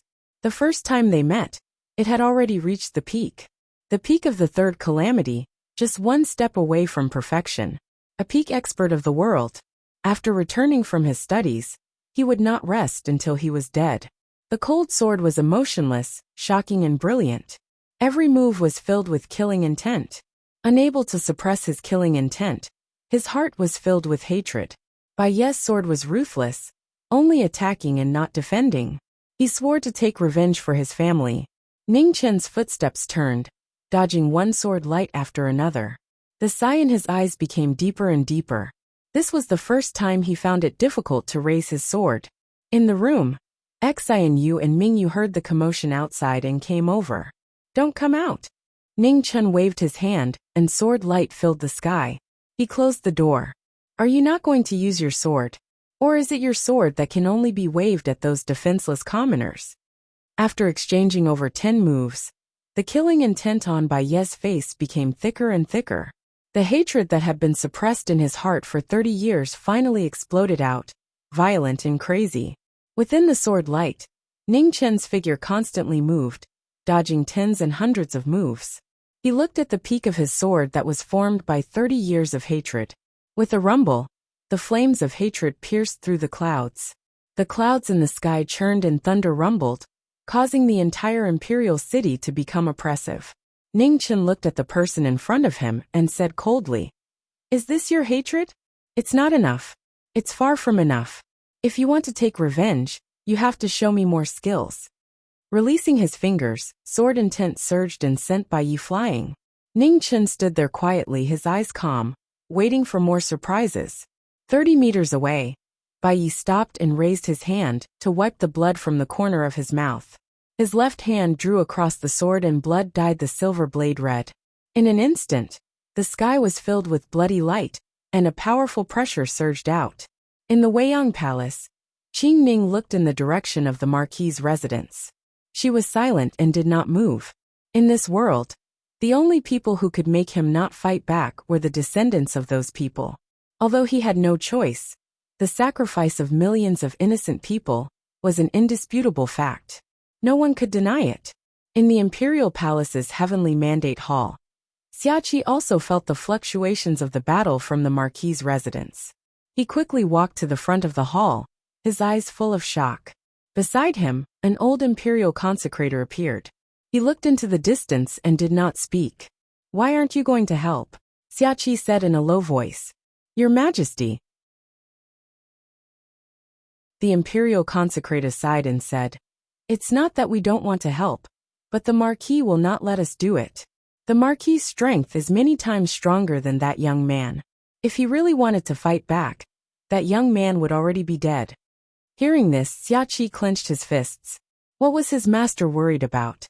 In the Marquis' residence, the sounds of killing could not be suppressed. It pierced through the dark clouds. Under the crisscrossing lightning, the sword in Bai Ye's hand became faster and faster. It was like lightning and wind. Not enough. Ning Chen raised his hand and forced the former back. Ah! With a mournful and angry shout, Bai Ye's body bloomed with bloody light. A drop of bloody tear fell from his eyes. The forbidden technique instantly increased his cultivation by several times. One step into perfection. The wind and clouds of the ninth heaven howled. Thunder surged, illuminating the night. The bloody light that illuminated his eyes was already in front of him. An unshakable hatred, an unshakable sword, pierced through thousands of obstacles and stabbed toward Su Yi. Su Yi's figure was still indifferent. She was as immovable as a mountain. Sword intent rose around her. In an instant, the bloody hatred sword arrived. With a boom, it collided with the sword intent barrier. With a rumble, the sword intent around Su Yi continued to spread. Blood constantly dripped from the corner of Bai Ye's mouth. The difference in cultivation of the sword was not something that 30 years could make up for. His hatred reached the extreme. He forgot all pain. Ignoring his internal injuries, Bai Yi poured all his cultivation into the sword. The bloody light reached its peak and broke through the heavens. Rip. There was the sound of clothes being torn apart. The bloody sword pierced through the layers of sword intent and sank into Su Yi. A drop of blood dripped down. The sword was halfway in and couldn't go any further. In the next moment, the sword intent surged and sent Bai Yi flying once more. Ning Chen looked at the blood dripping from his left shoulder. The coldness on his face gradually disappeared. He calmly said, "This drop of blood is extremely precious. It's not only for you, but also for me." With that, Ning Chen clenched his left hand. A bright red sword flew out from the distant study. In an instant, starlight illuminated the sky and dispersed the dark clouds. When the Star Soul Sword appeared, the stars in the ninth heaven shook. An unparalleled sword, an unshakable peak. For the first time, it revealed its true power. With a slash of the sword, the world became boundless. Pieces of the void collapsed. The sword light ended and blood gushed out like a fountain. With a bang, Bai Ye's figure flew out and crashed into the ground. Blood flowed out from his body and dyed his clothes red. Ning Chen looked at the struggling figure in front of him. He didn't attack again. His calm eyes became even deeper. "I am the knowledge Marquis. Remember my appearance. I will be the most important person in your life." With that, Ning Chen waved his right hand. The Star Soul Sword flew out and returned to the distant study.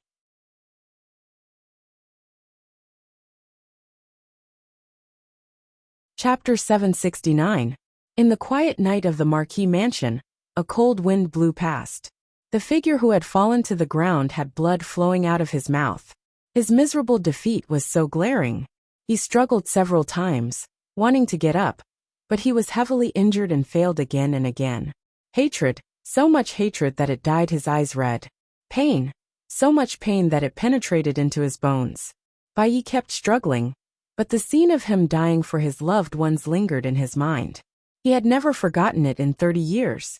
Your hatred is far from enough. If you can't break through yourself, you will never be able to kill me.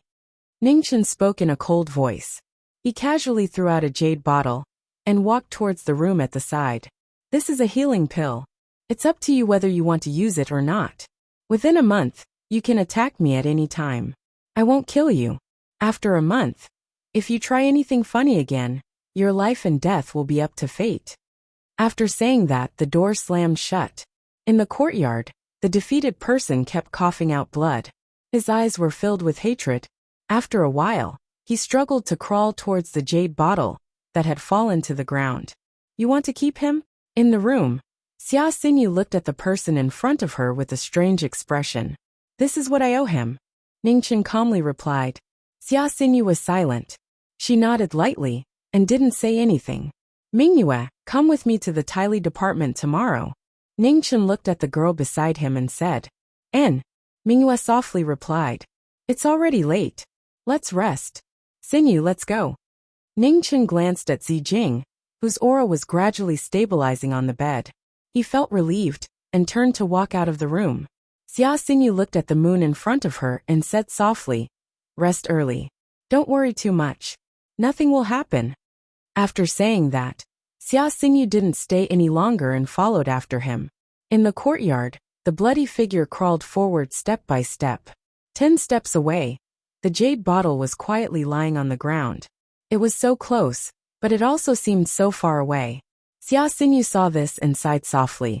Her eyes flashed with reluctance. In front, Ningchen walked past. He didn't even look at the figure. A cold wind blew through the courtyard. It was bone-chilling. Under the moonlight, the blood-red-clothed figure grew weaker and weaker. However, his hatred persisted, and he refused to give up. In the distance, in a room with flickering candlelight, Xia Xinyu sat in front of the mirror. She took off her hair ornaments and hairpin, and her fine black hair cascaded down to her waist. The face in the mirror was devastatingly beautiful. Even if all the saintesses and pearls in the world were as dazzling as the stars, no one could beat the beauty of the 9th princess of the great Xia dynasty. Behind him, Ningchen walked over and took the jade comb from the table. He smiled and said, "Let me do it." "You haven't used it for so many years. Do you still know how to use it?" Xia Xinyu laughed softly. In her memory, he seemed to have only combed her mother's hair once. "You have to learn even if you don't know. It's only right and proper to comb your wife's hair. How can you not know?" Ningchen replied with a smile. He took the jade comb and combed her waist-length hair again and again. Husband and wife, they had mutual respect for each other, protecting and supporting each other. For this, the 9th princess of Grand Xia gave up her longevity and gave up everything. She waited for 30 years in exchange for today's company. Ningchen combed her hair meticulously and attentively. She was his wife. He had to take care of her for the rest of her life. The face in the mirror was smiling radiantly. Her smile was so dazzling that it could shake one's soul. Just like back then when they first met. She was so beautiful that people didn't dare to look straight at her. The clouds of the past flashed by. The smile on Ningchen's face grew even more radiant. When they first met, he had just been captured back to the palace and was being berated by the empress. At that time, he was only a little eunuch who wanted to escape from the royal palace. The Xianyu at that time had already become the most resplendent pearl of Grand Xia. Fate made fools of people. Nobody could have predicted the things that happened later on, causing the two of them who originally shouldn't have interacted with each other to walk together. When the empress bestowed a marriage, he and Xianyu both chose to reject it. The him at that time rejected it wholeheartedly. The Xianyu at that time should have the same mentality as well. Today, everything had returned to the beginning. 30 years of reincarnation had changed too much. In front of the bronze mirror, the husband helped his wife comb her hair. The reflection of the two of them looked so compatible. "I wish to make a trip to the palace tomorrow," Xia Xinyu softly spoke. "What's the matter?" Ningchen casually asked. Mingyue encountered an assassination attempt in Grand Xia. The relationship between the two dynasties would definitely be tense. That child Qi should be having a headache right now. "I want to enter the palace to take a look," Xia Xinyu smiled. Go ahead." Ningchen nodded. "Even if you don't go, he would still send someone to ask for my opinion. Help me pass a message to him, and let him make his own decision. Regardless of war or peace, he has to think thrice before making a decision." "You really don't intend to care about it?" Xia Xinyu turned her head and asked in a light voice. "Our era has passed. I've already done what I should do. Now it's time for Qi and Mingyue to create their own era.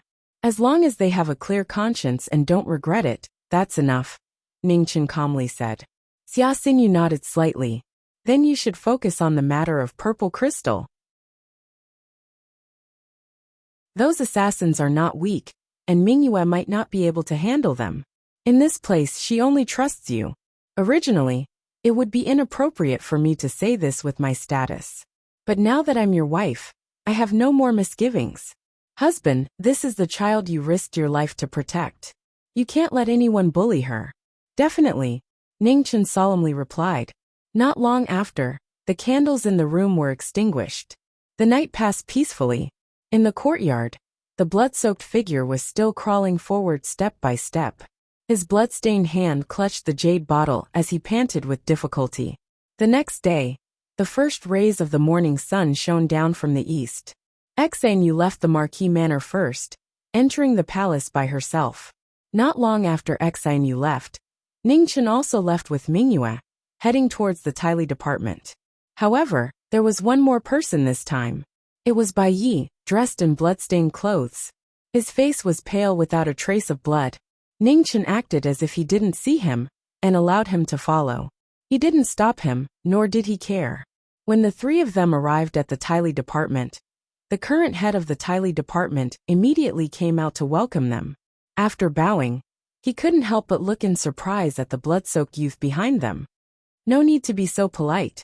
Bring me to see those assassins," Ningchen calmly said. The current head of the Tyli department accepted the order and brought the three of them to the dungeon below the Tyli department. Within the dungeon, Ningchen looked at the three bound people and asked, "Have you all confessed?" Reporting to the Marquis, "They have all confessed," the current head of the Tyli department respectfully said. "I don't want anyone else to know what these three people have said. Do you understand?" Ningchen calmly said as he looked at the head of the Tyli department. But His Majesty, the head of the Tyli department revealed an awkward expression.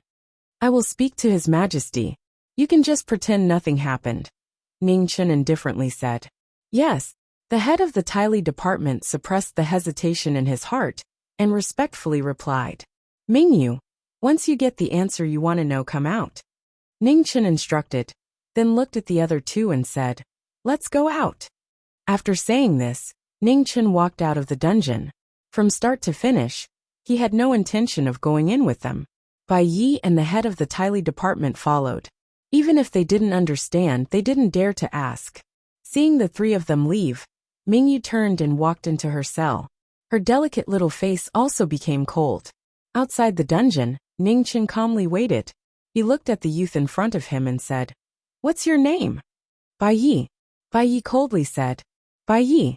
Ningchen softly murmured, then nodded and calmly said, "I'll give you a chance to take revenge. Learn the sword from me. Only by knowing yourself and your enemy can you win 100 battles. Only by understanding my moves can you hope to take revenge. However, you only have 1 month. How much you can learn will depend on your ability." "Why?" Bai Yi's expression sank and said, "Do you feel guilty, or do you regret it? Let me tell you, your actions will not shake my determination to kill you. Sooner or later, I will personally take revenge for the thousands of innocent people you sacrificed that day." "Regret? Heh." Ningchen indifferently smiled and said, "Knowing destiny in this life, I have never regretted it. Not in the past, not in the future. This is your only chance. Whether you want to learn or not, you decide." Bai Yi's expression became serious. After a moment he coldly said, "Learn." Ningchen nodded and didn't say anything else. On the side, the head of the Tyli department listened to the conversation between the two. His heart was in turmoil. What was this martial Marquis thinking? Keeping an enemy by his side and teaching him martial arts. Was he not afraid that one day he would taste the consequences today? Half an hour later, Mingyu walked out of the dungeon with a trace of fatigue in her eyes. She softly said, "Let's go back." Ningchen nodded and brought the two back the way they came. The head of the Tyli department watched the three of them leave. When he returned to the dungeon to check, his body trembled. In the dungeon, the three people's throats were bleeding profusely. A sword to the throat, decisive and cold. In the backyard of the house of Marquis, in the west room, Mingyu continuously washed her hands. However, the blood chi on her hands could not be washed away. "Do you regret it?" At the side, Ningchen stood quietly and said calmly. Mingyu was startled, and then gently shook her head. "I don't regret it." "That's enough. Mingyu, you have grown up, and have people you want to protect. With your position, it is destined that your hands will not be stained with blood. Actually, after getting used to it, you will find that it is not so unacceptable." At the end of his words, Ningchen's face revealed a smile. It looked so gentle, but it made people unable to feel any warmth. Tears flowed out of Mingyu's eyes. She could no longer suppress the emotions in her heart. She threw herself into the former's embrace and sobbed. Ningchen raised his hand and patted the back of the girl in his embrace. He sighed softly. This was the price of growing up. Although it was painful, it had to be experienced. He did not have much time left. He did not know how long he could protect them. They had to learn to take care of themselves. In the courtyard, Bai Yi stood in front of the long sword, recalling the unforgettable sword light from last night. He repeated it again and again in his heart, trying to figure it out and understand it. Ning Chen's gaze moved and looked at the young figure in the courtyard. The light in his eyes kept flickering. To grow up to this point in 30 years, this was a genius in sword practice. If he could break through himself, his future would be limitless. Not long after, Xia Xinyu returned. She walked up and said softly, "Husband, tomorrow morning Qi wants to invite you to attend the court session."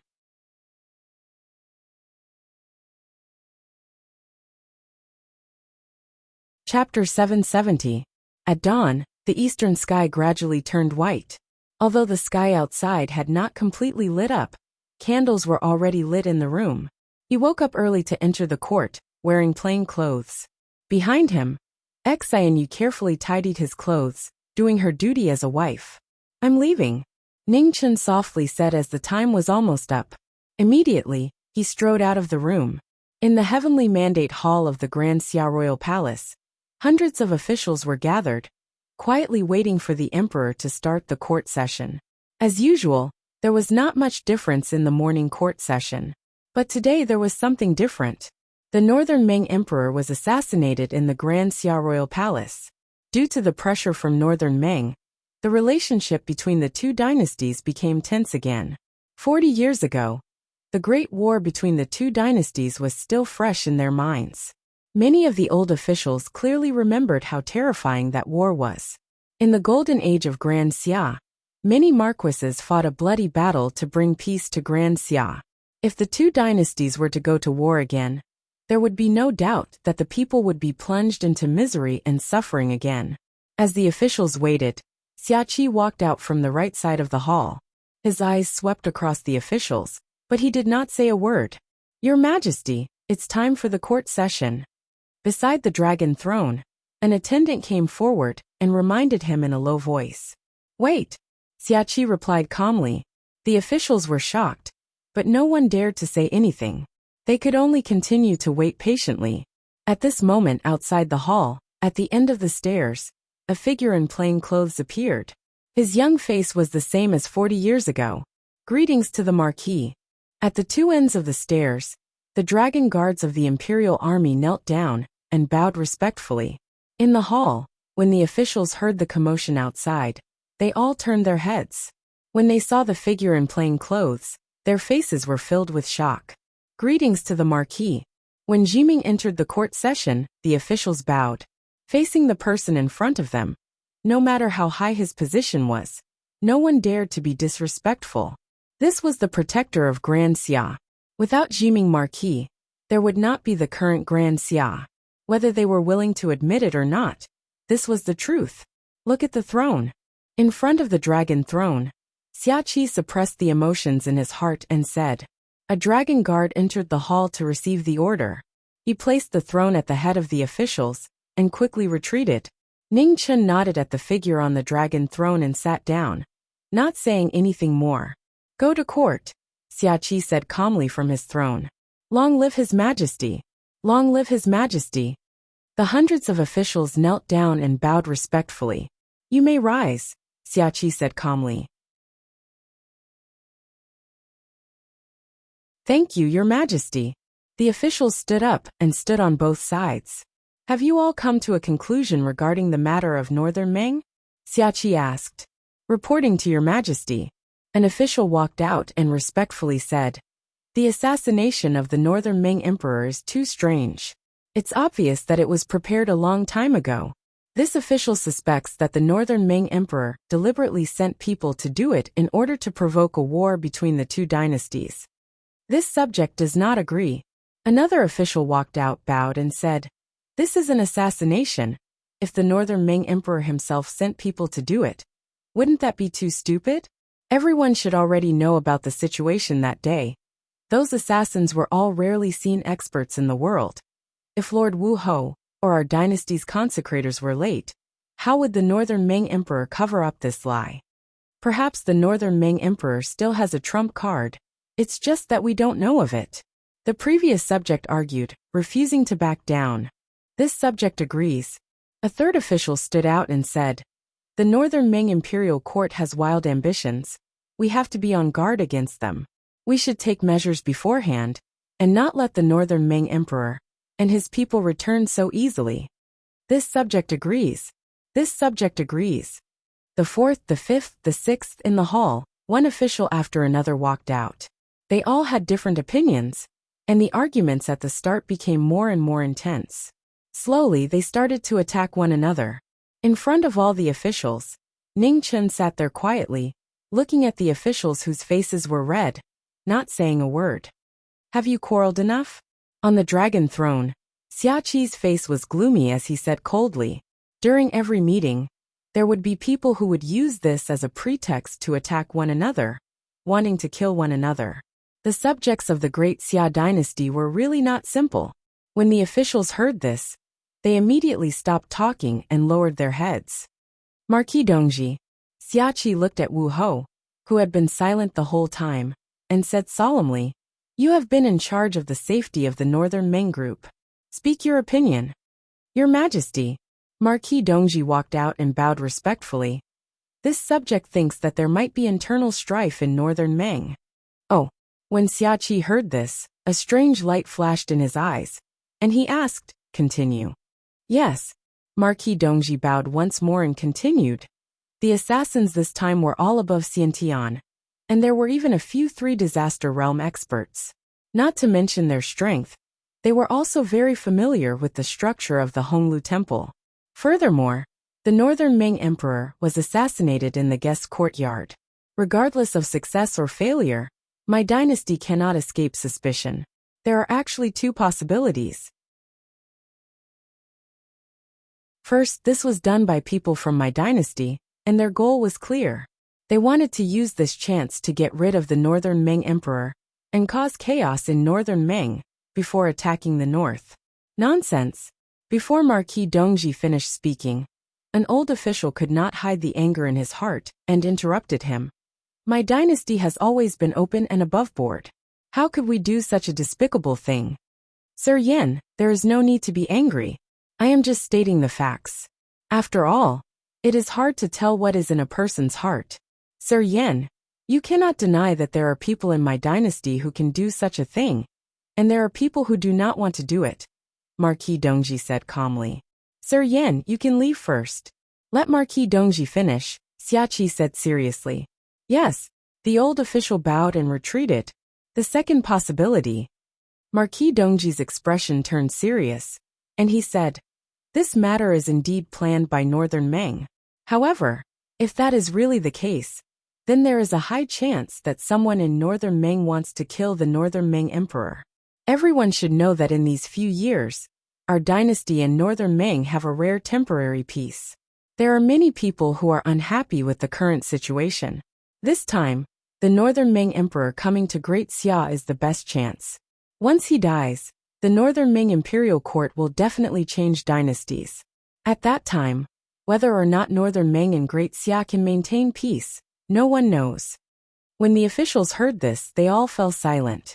Marquis Dongji's words were not without reason. Sirs, in the past 1,000 years, regardless of whether Northern Ming is strong or weak, our dynasty has never been able to take them down. The reason is that our people and soldiers have not been able to adapt to life in the grasslands and deserts of Northern Ming. Thus, Northern Ming is not too worried about the consequences of this chaos. However, Great Xia is different. Once Northern Ming recovers, no one can guarantee the safety of our northern region, Marquis Dongji said seriously. Marquis Dongji, you are a martial marquis of Great Xia. How can you say such words that raise the morale of others and lower your own prestige? A civil servant walked out and reprimanded. Sir Jian, victory and defeat on the battlefield is not something that can be changed by raising the morale of others and lowering your own prestige. This is the truth. Whether you like it or not, no one can change this fact, Marquis Dongji said coldly. Marquis Dongji's meaning is? Xia Qi asked calmly. Yes, Marquis Dongji said seriously. Northern Ming's current emperor has no intention of starting a war. Furthermore, after this matter, Northern Meng will not be too peaceful. Northern Meng will not have the time to care about anything else. Our dynasty only needs to continue to rest. At the very least, before we have a way to take down Northern Meng, we should not start a war. Marquis Anling, what do you think? Xiaoqi looked at another martial Marquis and asked. I agree with Marquis Dongji's view. Marquis Anling walked out and said respectfully, Marquis Bloodfeather, what about you? Xiaoqi asked once more. I also agree with Marquis Dongji's view. Kong Yu also walked out and bowed. Within the hall, the various officials could not hide the waves in their hearts. Why did the martial Marquis not agree with the war between the two dynasties? Shouldn't the generals be making contributions on the battlefield? In front of the various officials, Ning Chun revealed a faint smile. Since Great Xia had entrusted this task to them, he could be at ease. The title of Great Xia's Martial Marquis was not an insult to these people. The existence of Martial Marquis was not for war, nor was it to make contributions. It was for peace, and to protect the peace of the people. If peace could continue, even if Martial Marquis did not have any military contributions, so what? I also agree. Ning Chun stood up and spoke for the first time. The moment he said that, all the officials in the hall were shocked. They looked forward and almost forgot that the Jiming Marquis was also here. Marquis Dongji? Ning Chun looked at the man in purple and green Marquis robes and said, Marquis. Marquis Dongji bowed respectfully and replied, Your deduction is not bad. Ning Chun revealed a faint smile and said, Northern Meng and Great Xia are both suspects in this matter. The grudges between the two dynasties have been building up for a long time, so it is not surprising who did it. However, there is one more party. Although I am sure it is not them, when you deduce, you cannot ignore it. Marquis Dongji's body froze. A moment later, shock appeared on his face. Marquis means? Barbarian dynasty? Ning Chun nodded and said, Do not measure the heart of a gentleman with the heart of a villain, but also do not measure the heart of a villain with the heart of a gentleman. No matter what the truth is, the barbarian dynasty is the party that benefits. Even if the barbarian dynasty has been on good terms with our dynasty these past few years, when discussing matters, you cannot ignore the logic of a sandpiper and a clam fighting. You cannot just look at what is in front of you. Although it is a matter between Great Xia and Northern Meng, who can guarantee that the barbarian dynasty is not sitting on the mountain and watching the tigers fight?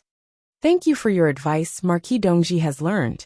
Marquis Dongji respectfully bowed and replied. Ning Chun smiled and said, You have done very well. You just lack experience for the time being.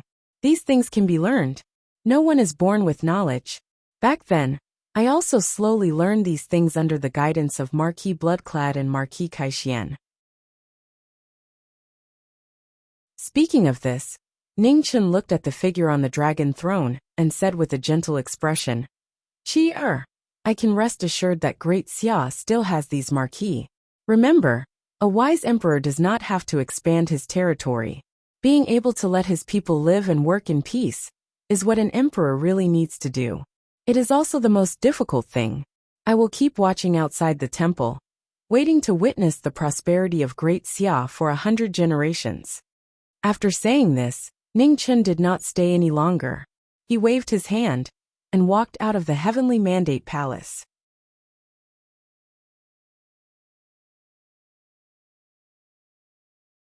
Chapter 771. Autumn left and winter came in the Grand Xia's imperial city. The first snow of winter came without any warning, covering thousands of miles in ice and snow. Within the Jiming Marquis Manor, Ning Chun stood in the courtyard, looking at the falling snow with a faint smile on his face. Winter had arrived. Time really did pass quickly. In the wind and snow, Bai Ye's sword moved faster and faster. Light sword everywhere, stunning the world. In a month's time, Bai Ye's peak sword had become even more perfect. A rare genius of the sword had progressed by leaps and bounds. In a month's time, Ning Chun followed the agreement and taught Bai Yi as much as he could without holding back. After a few breaths, the sword light dissipated. Bai Ye's figure stopped in the wind and snow. Looking at Su Yi's figure, a complicated light flashed in his eyes. Time's up. You can leave, said Ningchen calmly. Bai Yi clenched his sword. His true chi surged, even stronger than a month ago. You're still not my match. You only have one chance. If you fail, I won't hold back anymore, said Ningchen indifferently. Bai Ye's body trembled, and his eyes regained their rationality. He looked at the person in front of him one last time before turning and leaving. Jiming Marquis, I can't understand you anymore. Not long after Bai Yi left, the dragon gate appeared in the sky. A familiar figure walked out. His powerful aura had already reached the peak of peak perfection. Long time no see, Yang Hong. Ningchen looked at the newcomer. I'm here to bring Her Majesty back to Northern Meng. Yang Hong's expression was indifferent. Sure. Ningchen nodded and calmly replied. The door to the guest room in the west wing opened, and Bright Moon walked out. Purple Crystal, who had just recovered from her serious injuries, followed behind her. Your Majesty. Yang Hong half knelt and bowed respectfully. Yang Ho, there's no need to be so courteous. Let's go. Mingyu said and walked out of the courtyard. Amethyst sighed and silently followed. After the three of them left, the manor became quiet once more. Snowflakes fluttered in the air. Su Yi stood there silently, looking at the departing figures. Actually, Mingyu doesn't want to leave. At some point, Xianyu walked out from behind Su Yi. She was wearing a palace dress. Her beauty was even more beautiful than the wind and snow. I know. Ningchen responded softly. He turned to look at the woman beside him and said with a smile. She's grown up. She can't be as willful as she was when she was a little girl. Protecting Beimeng is her choice, and also her responsibility. Are you really not going to care about it anymore? Are you relieved? Xianyu brushed away the snowflakes on Qin Wentian's body as she spoke in a light voice. Ningchen nodded and said, Yang Hong knows what to do. He is someone that Fan Lingyue left behind for Mingyue. He is trustworthy. Xianyu fell silent.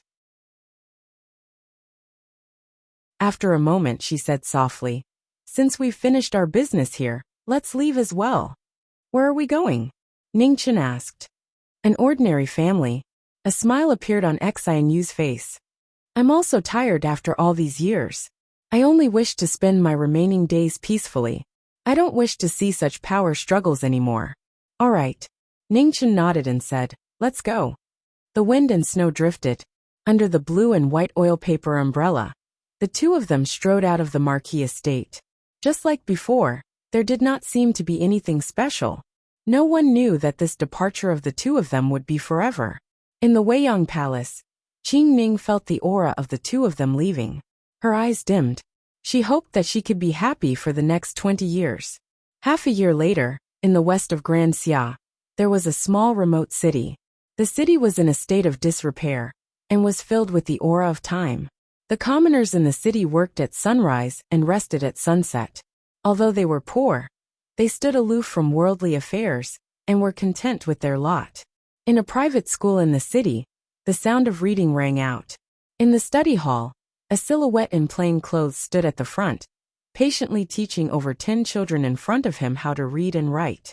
Outside the study hall, an old man with a white beard stared at the young man in the study hall, and nodded with gratification. He was already old and could no longer teach. Now that this young man was here, he could rest assured and entrust the children to him. If jade is not polished, it will be useless. If humans do not learn, they will not be righteous. If jade is not polished, it will be useless.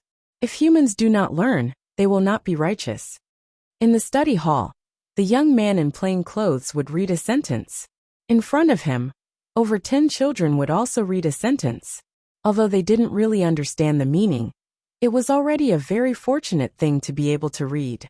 The children of poor families knew that the opportunity to read was hard to come by. Hence, they treasured it even more.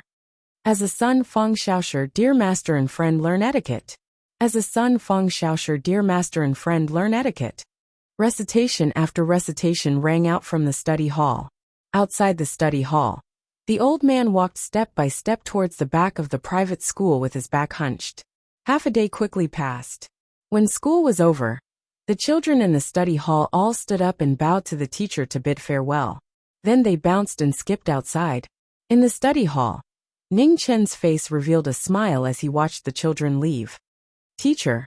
A little boy with patches on his body timidly came forward and softly called out.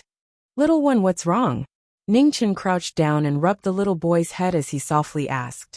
Teacher, my mother is sick. I want to stay at home to take care of her. The little boy timidly said. Ning Chen thought for a moment and said, You go home first. Later, I'll go to your house to take a look, okay?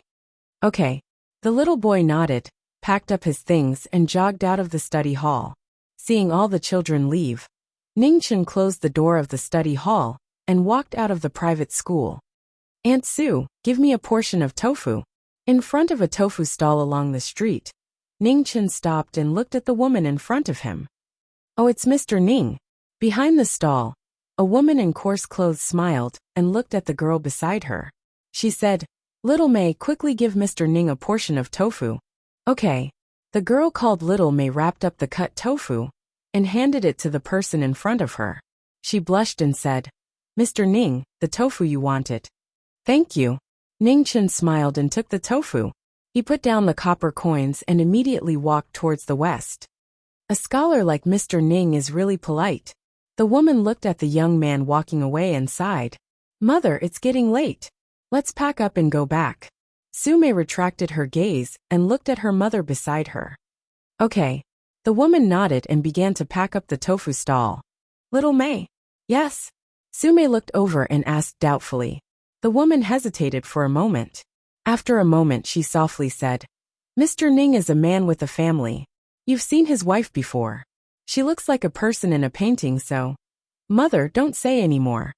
Sume interrupted the woman's words.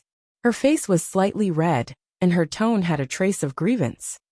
I know what you mean. I won't have wishful thinking. Sigh. The woman sighed softly, and didn't say anything else. In the east of the city, in an ordinary courtyard not far from the private school, Ning Chen pushed open the door and entered. He looked at the beautiful figure, who was tidying up the medicine garden, and smiled. I'm back. Xianyu raised her head and smiled. Why are you so late today? I went to Aunt Sue's place to buy some tofu. I walked an extra street, so I'm slightly late. Ning Chen smiled and replied. You must be tired. Go back and rest for a while. I'll go and cook. Xianyu stood up and walked over, receiving the tofu as she spoke softly. Okay. Ning Chen nodded and walked towards the house together. Winter had just passed and the weather was still a little cold. However, there was a fire burning in the room, and it was much warmer than outside. Not long after, Xianyu brought the cooked dishes over. The dishes were very simple.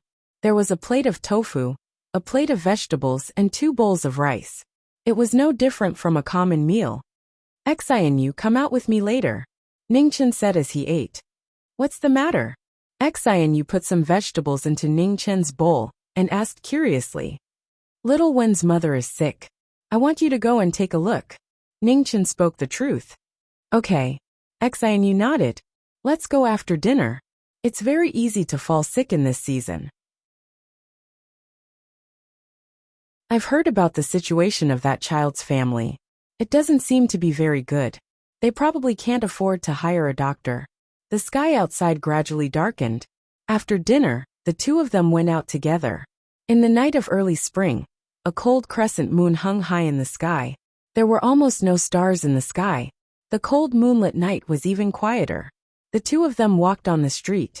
They didn't speak much, and just accompanied each other quietly. Half a year's time was a rare time for the two of them, who had waited for 30 years to calm down. Suddenly, a horse galloped over from the end of the street, breaking the silence.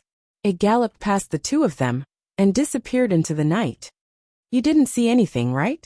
Ning Chen held the woman beside him and asked softly. No. Xianyu shook her head lightly. She looked ahead and said, It's a little strange. That person just now was very unfamiliar. He shouldn't be someone from this place.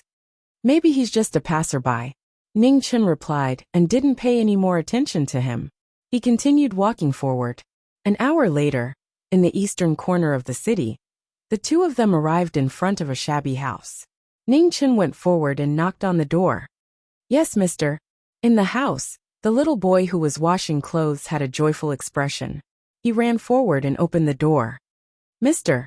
Seeing the person in front of her, Xiaowen called out happily. However, when she noticed the fairy-like woman beside the mister, she immediately became timid. Xiaowen, I'm the wife of your mister. I'm here to take a look at your mother's illness. Xianyu squatted down and said gently, please come in. Xiaowen answered nervously and made way for him. Inside the house, a beautiful woman was lying on the bed. Her face was abnormally pale, and she coughed occasionally. It seemed that her illness wasn't light. Xianyu went forward and sat beside the bed. She carefully checked the woman's pulse. Ningchen stood at the side and saw a sword hanging on the wall. He was startled. Why would there be a sword in Xiaowen's house? Mister, can you cure my mother's illness? Xiaowen shook the arm of the person beside her. Her big eyes were filled with pleading. After saying that, Xiaowen seemed to have thought of something. She climbed onto a stool and took down the sword hanging on the wall. She passed it to the mister and said with tears in her eyes, Mister, my mother said that this sword is my family's heirloom. It has a spirit. My family doesn't have any money left. Can I use this sword as medical expenses? Mister, look. This is really my family's heirloom. Xiaowen used all her strength to pull out the sword hilt and scabbard. She wanted the mister to take a look, but no matter how hard she tried, she couldn't pull it out. At the side, Xianyu sighed when she saw this. Although the sword had a spirit, how would a mortal sword dare to be unsheathed in front of him?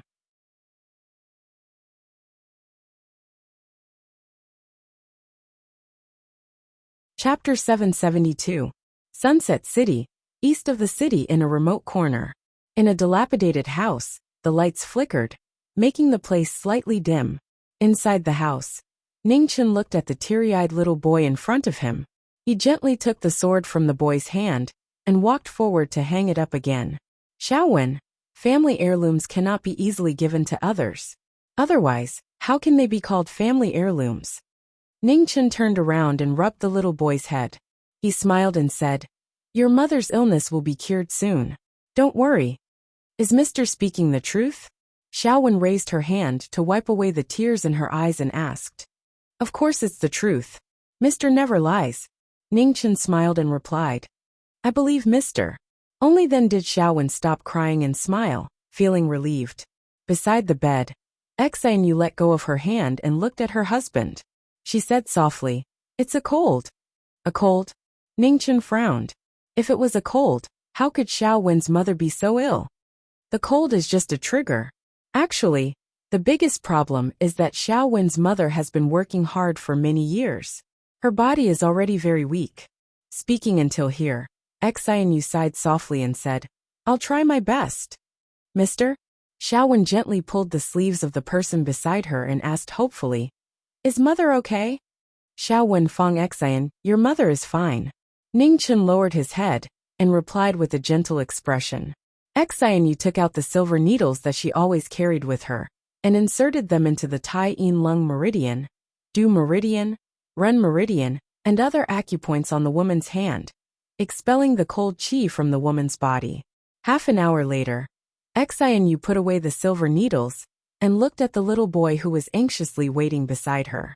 She smiled and said, It's fine. Xiaowen, you can continue to go to school tomorrow. I'll come over and help you take care of your mother. But a look of hesitation flashed across Xiaowen's face as she said, Xiaowen, be good. Your master's wife knows medicine and can take care of your mother better. Ningchen said softly. Xiaowen nodded and looked at the goddess-like woman in front of her. She said gratefully, Thank you, master's wife. Ningchen patted the little boy's head and said softly, It's getting late. We'll go back first. Xiaowen, you should sleep early too. You still have school tomorrow. And Xiaowen replied obediently, Let's go. Ningchen looked at the person beside him and said. Xianyu nodded and headed out together with him.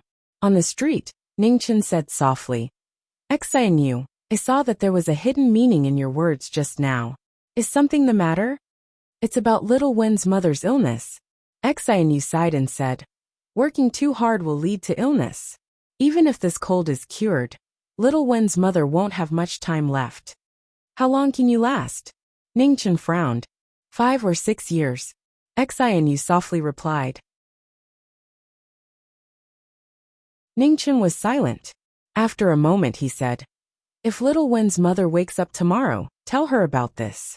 I think she should know a little about it." Xianyu nodded. Rumble. Right at this moment, the sound of horse hooves could be heard from afar. However, unlike before, there was only one person. This time, there were more than 10 riders galloping by. They had long sabers at their waists and arrows at their backs. They were filled with killing intent. In front of the street, Ning Chen's eyes narrowed slightly. What an eventful season. The two of them stood there for a moment, waiting for the dust to dissipate before continuing on their way. The cold moon hung high up in the sky. Several hours later, 200 miles east of the ancient city, more than 10 armored riders caught up with the people who left earlier. After a fierce battle, the people who were being chased barely managed to break through the encirclement. They dragged their heavily injured bodies and continued on their way to the royal capital. The night passed and the day arrived. Everything was the same as before. Ning Chun went to the private school while Xian Yu went to Little Wen's residence. The citizens in the city continued to work. There were no changes. In the private school, the sound of reciting rang out. Young children didn't know much, and their thoughts were the purest. They were already very satisfied that they had the chance to study. After school, Little Wen didn't wait for the ceremony to end and hurriedly ran out of the school. She was still worried about her sick mother. Seeing how impulsive Little Wen was, Ningchen didn't blame her. The filial piety of a child was the most precious emotion in the world. No one could blame her. When he returned home, Xianyu hadn't returned yet. Ningchen walked to the medicinal garden and helped to arrange the medicinal plants. The entire garden was filled with flowers and plants, emitting a unique medicinal fragrance. Among them, there was a stalk of medicinal plant that was exceptionally dazzling. Its name was Soul Breaker, and it was one of the most poisonous plants in the world. Ningchen saw it, but pretended not to see it. He continued to arrange the other medicinal plants. "You're back so early." The courtyard door opened as Xianyu walked in. She smiled when she saw the figure in the medicinal garden. "It's not me who's early, it's you who's late." Ningchen smiled. He walked up and helped her take the medicine box. "Are you tired?" "I'm not tired." Xianyu shook her head. "After taking care of patients for an entire day, how can I not be tired? Let's return to the house first." Ningchen held the hand of the woman beside him as they walked into the house. The weather at the border fortress was different from the royal capital. The 4 seasons were very different as well. Right now it was already summer in the royal capital. However, at the border fortress, winter had just passed and the weather was exceptionally cold. The fire in the house crackled. Ningchen placed the medicinal plants down and stretched out his hand to hold Xianyu's cold hand. "Let the fire warm you up." Xianyu sat beside the fire, feeling the warmth from the fire. She leaned her head on the shoulder of the person beside her and said softly, "Today, Little Wen's mother woke up and told me a lot of things. So, Little Wen's ancestors were from a family of generals." Ningchen carefully moved his body so that Xianyu could lean on him more comfortably. He replied, "When I saw that sword yesterday, I already guessed some things. Where's Little Wen's father?" "He's dead." Xianyu had a rueful look on her face as she said, Little Wen's family had already fallen by the time of his grandfather's generation. Little Wen's father, in order to let his mother and son live a better life, also chose to join the army. Unfortunately, he died in battle a few years ago during a rebellion. A general dies in 100 battles. A warrior returns after 10 years. Ningchen softly murmured, "War was originally a matter of 9 deaths and 1 life. Those who could truly survive were less than 1 in 10. He didn't like war. He really didn't like it. If possible, he hoped that there would never be another war in this world." Back then, Fan Lingyue used the power of northern Ming to attack Xia. His goal was to unify the divine continent and completely end the confrontation between the various dynasties. He didn't know if the divine continent would be unified as Fan Lingyue spoke of. He only knew that in the history of Wuxia, the situation where the world was unified would never last for too long. The general trend of the world after being separated for a long time, it would eventually unite again. The reason for this was still the human heart. The hearts of the people chasing, after full strength, would never stop. It was almost impossible to completely end the war. Although it was cruel, this was the truth. The origin of war was to fight for power and profit. Any beautiful words were hypocritical. Regardless of whether it was the victors who wrote the history, or the losers who were nailed to the pillar of shame, there was no exception. Husband, Xinu has been very happy in this half a year. Xinu softly murmured as she leaned on the shoulder of the person beside her, and fell asleep. Ningchen gently pulled the sleeping woman into his embrace. A light fragrance entered his nose, bringing with it a faint medicinal fragrance. It was so familiar and warm. This was his wife, a woman who was worthy of him accompanying her for the rest of his life. He didn't regret his decision back then. Time passed bit by bit in this scene. They helped each other in difficult times, and were willing to be ordinary. 5 years later, a group of soldiers appeared in the ancient city. There were more than 5,000 of them. The official in the lead was a third-rank official with an extraordinary noble aura. The commoners in the city saw so many soldiers for the first time. They quickly made way for them, not daring to get too close. In the city, the tofu seller Su Mei was already married. Her husband was an honest man. The two of them set up a stall together, and continued their tofu business. When the soldiers arrived, the carriage under them scraped the tofu stall. The tofu scattered all over the ground. Su Mei and the man quietly squatted down and cleaned up the stall, not daring to resist. Since ancient times, commoners didn't fight with officials. Although they weren't educated, they knew this principle. When the two of them were cleaning up, a plain-clothed figure appeared, and also squatted down to help. "Thank you, Mr. Ning." Seeing the person who appeared in front of her, Su Mei's teary eyes flashed with gratitude. "It's just a small matter." After cleaning up the scattered tofu, Ning Chen stood up and looked at the departing soldiers. He didn't say anything and headed back to his home in the eastern part of the city. As soon as he reached home, Xinu walked over with a worried expression. Little Wen's mother might not be able to hold on for much longer. It's very likely that she won't be able to survive this winter. Ning Chen was startled when he heard that. So fast. It's only been 5 years.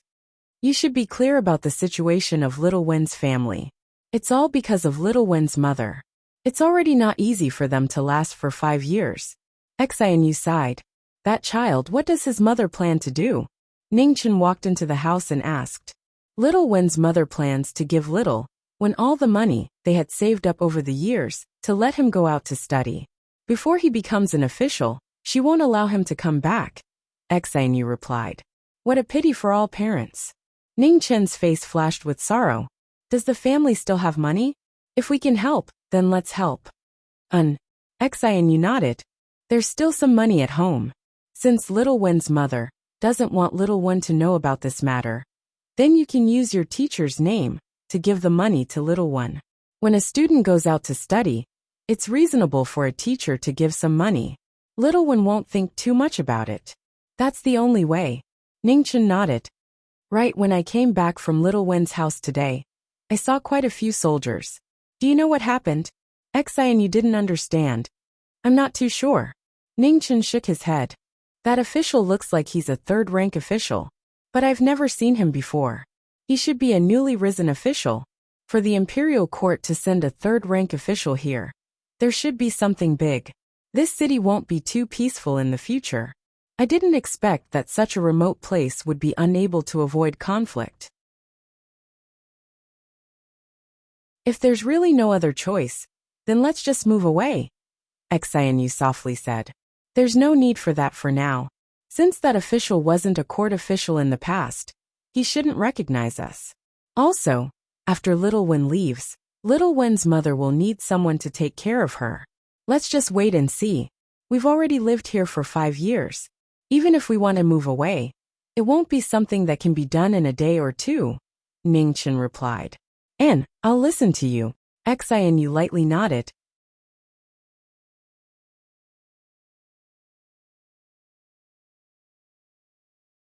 Chapter 773.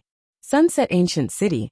A small and peaceful city was no longer peaceful because of the arrival of a third-rank official. Soldiers were stationed in the city and patrolled every day.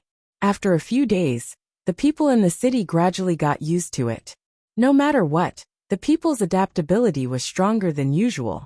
As long as they were not forced to the point where they could not survive, they would be able to accept it.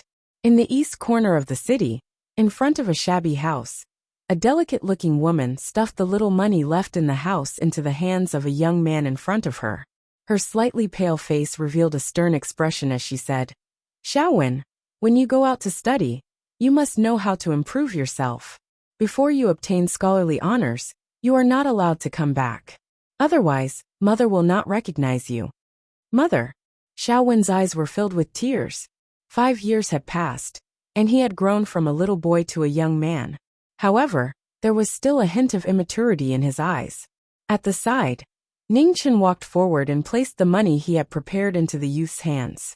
With a gentle expression he said, "Listen to your mother's words and work hard. These silvers are a gift from the teacher. When you pass the imperial examination, come back and let your mother live a good life." "Teacher." Xiaowen took the money and hesitated. He did not know if he should accept it or not. Xianyu walked forward and said softly, "Xiaowen, when you go out, it is not the same as when you are at home.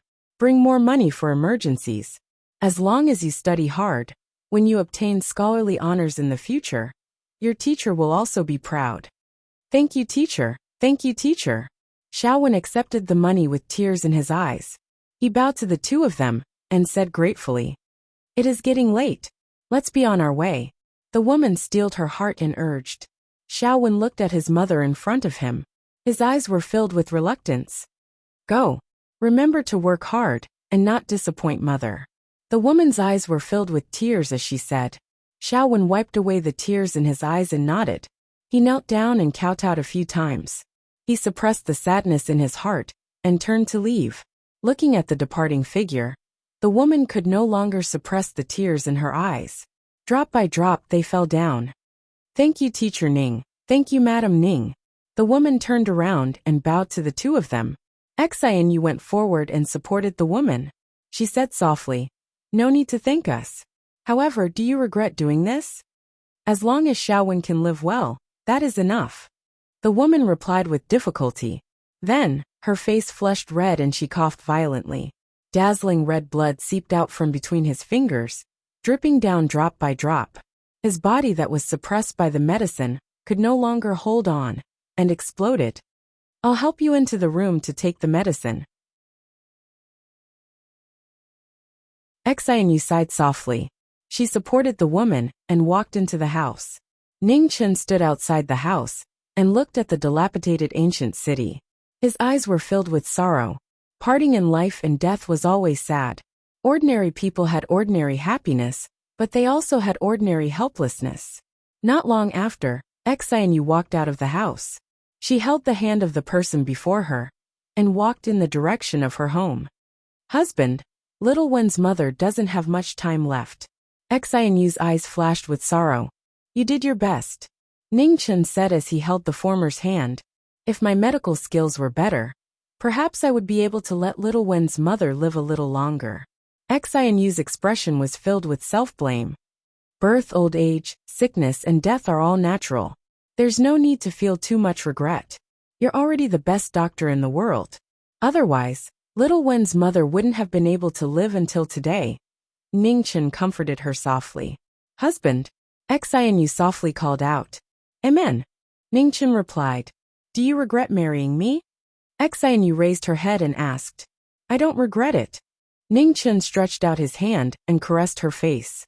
He had a warm smile on his face as he said, "Not even for a moment."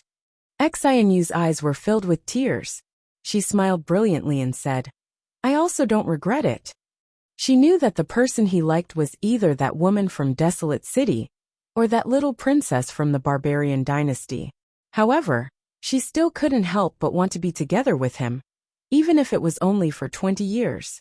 She wouldn't be a burden to him for too long. 20 years was enough. After 20 years, she would return him to them. "Silly girl." Ningchen gently pulled her into his embrace and softly said, You are my wife. You are now, you will be in the future, and you will always be my wife. I married you because I want to marry you. There's no other reason. Amen. Xianyu nodded lightly. Ningchen raised his hand and wiped away the tears at the corner of her eyes. He smiled and said, Our 9th princess is the most beautiful woman in the world. There are countless nobles who want to marry her. It wasn't easy for me to marry her. Even if you want to regret it, it's too late. Hearing the former's teasing, Xianyu's tears turned into laughter. She lightly hit the person in front of her and said, I want you to treat me well. If you don't treat me well, I will return to the princess residence and not live with you anymore. Ningchen smiled and said, Of course. How would I dare to treat our 9th princess badly? After returning home, Xianyu went to the eastern kitchen to prepare dinner. Ningchen walked to the study table and took out a piece of paper. He added water to it and ground it, drawing the person in the painting bit by bit. Not long after, Xianyu brought the dishes over. Seeing the figure in front of the study table, she asked in confusion, What are you writing? Nothing. Ningchen smiled and closed the painting. He walked up and said, It's been a long time since I saw you go out to the streets to buy rouge and face powder. Since you don't have to go to school tomorrow, let me accompany you to buy some. Do you dislike an old woman like me? You can't look at me without putting on rouge and face powder? Xianyu rolled her eyes at him. Ningchen smiled. If you were an old woman, wouldn't all the women in the world be unable to enter your eyes? I just feel that it's been a long time since I went out with you, and wanted to make up for it a little. Seeing that you're quite sincere, I'll agree. Xianyu smiled. The next day, when the first rays of the morning sun lit up the room, Xianyu stood in front of a bronze mirror and did her makeup. Her beauty that was capable of causing the downfall of countries, even without any makeup, was as perfect as a person in a painting. Ningchen had long been waiting for her patiently. It was innate for women to love beauty. No matter if it was a woman or a little girl, women would never do their makeup too quickly. He had already fully experienced this. After an unknown period of time, Xianyu stood up and looked at the bored figure in front of the door. Her lips curled up. Are you impatient? When Ningchen heard that, he hurriedly shook his head. How could that be? A husband waiting for his wife is a matter of course. How could I be impatient? Then that's good. Only then did Xianyu nod her head in satisfaction. Let's go. The two of them walked out side by side. On the main street of the city, people came and went. It wasn't too lively, but it also wasn't too deserted. In front of a rouge stall, Xianyu stopped. She opened it and sniffed it. Looking at the woman behind the stall, she asked, How much is this rouge? 20 copper coins. Looking at the beautiful woman in front of her, the woman hurriedly replied, Here's 20 copper coins. Take it. Xianyu took out 20 copper coins and placed it in the woman's hand. Then she gave the rouge to the person beside her. Take it. Don't throw it away. Ningchen nodded and took the rouge. In front of a cosmetics store, Xianyu stopped. After choosing for a while, she asked for 2 boxes of cosmetic powder, and then continued walking. Ningchen took the packaged cosmetic powder from the shopkeeper and followed after her. In the textile store, Xianyu looked at the cloth in the store. After choosing for a long time, she took out a cloth and looked at the person beside her. Does it look good? It looks good. Ningchen hurriedly nodded. Xianyu suspiciously put down the cloth in her hand and picked up another cloth. What about this? It also looks good. Ningchen honestly said. Xianyu put down the cloth again and picked up a cloth of the worst quality. She asked again, This one? Ningchen looked at it and didn't feel anything different. He nodded. It looks good. At the side, the lady boss of the textile store wanted to laugh, but she forced herself to hold it in. Xianyu rolled her eyes at the person beside her. I let you choose, but it's really useless. Do you think that all the cloth here looks good? Ningchen's gaze swept over the cloth in the store. He really couldn't see any differences. However, his intelligence told him that if he said yes now, he would definitely be asking for a beating. Of course not. Ningchen shook his head. He casually picked up a cloth and said seriously, I don't think this one looks good. Haha. Seeing this, the cloth store's lady boss could no longer hold it in and laughed out loud. Xianyu was also very angry. She wanted to slap him out of the store. Young master, this bolt of cloth you're holding is Yang silk. It's made from the best silk, and dyed with the best material. My little shop only gets a few bolts at a time. If you don't think it looks good, then there really isn't any good-looking silk in the world. The shop's proprietress smiled. Ning Chen's face stiffened. This was a slap in the face. How could he understand these things? In the past, it was Ruashi who helped him take care of it. Now with Xianyu, he didn't buy it himself. Lady boss, you don't need to pay attention to him. He's just a big boss. Usually, he doesn't care about anything at home. Xianyu said in a bad mood. She then continued, how much is this Yang silk? 20 taels. The lady boss held back her laughter and said. Xianyu nodded. The lady boss didn't ask for much. This was indeed the price. Please help me wrap it up. We want this cloth. Xianyu replied. Okay, I'll wrap it up right away. The lady boss's face lit up. Although this cloth was precious, it wasn't easy to sell. Today, she had met a big customer. Lady boss. At this time, a young man holding a paper fan walked in and said, I want all the cloth in your store. Pack it up and send it to the city lord's mansion. The lady boss was stunned. She looked at the young man in disbelief. Was this real or fake? This was the first time she had seen someone ask for goods like this. He didn't even look at the cloth and directly wanted it all. A moment later, the lady boss reacted and hurriedly said, Young master, please wait a moment. I'll help this lady wrap the cloth up, and then deliver the goods. Did you not understand my words? What I said was, I want all the cloth in your store. The young man's expression turned cold.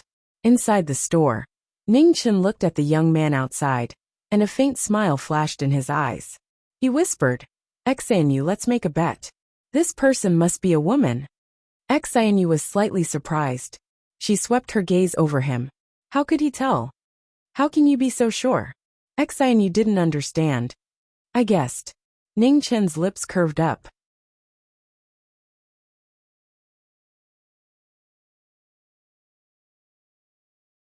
Chapter 774.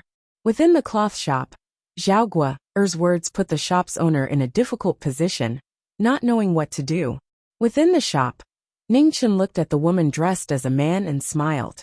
He put down the 20 taels of silver, took the cloth, and walked out with the person beside him. Did you not hear what this young master said? Zhao Guo said coldly, as she looked at the two people walking out. Ning Chen stopped and smiled. Young master, we already bought this cloth before you came. There are still many more in the shop. Young master, why do you have to make things difficult for us? You don't know what's good for you. Zhao Guo's eyes turned cold. Her figure flashed, and her hand reached out to take the cloth from Ning Chen. Bang! Ning Chen's body subconsciously turned and blocked the palm energy with his back. He staggered a few steps and blood spilled out of his mouth. Zhao Guo immediately retracted her chi, and her expression became unsightly. Husband. Xianyu went up to support Ning Chen. I'm fine. Ning Chen wiped the blood from his mouth and cupped his hands towards the person in front of him.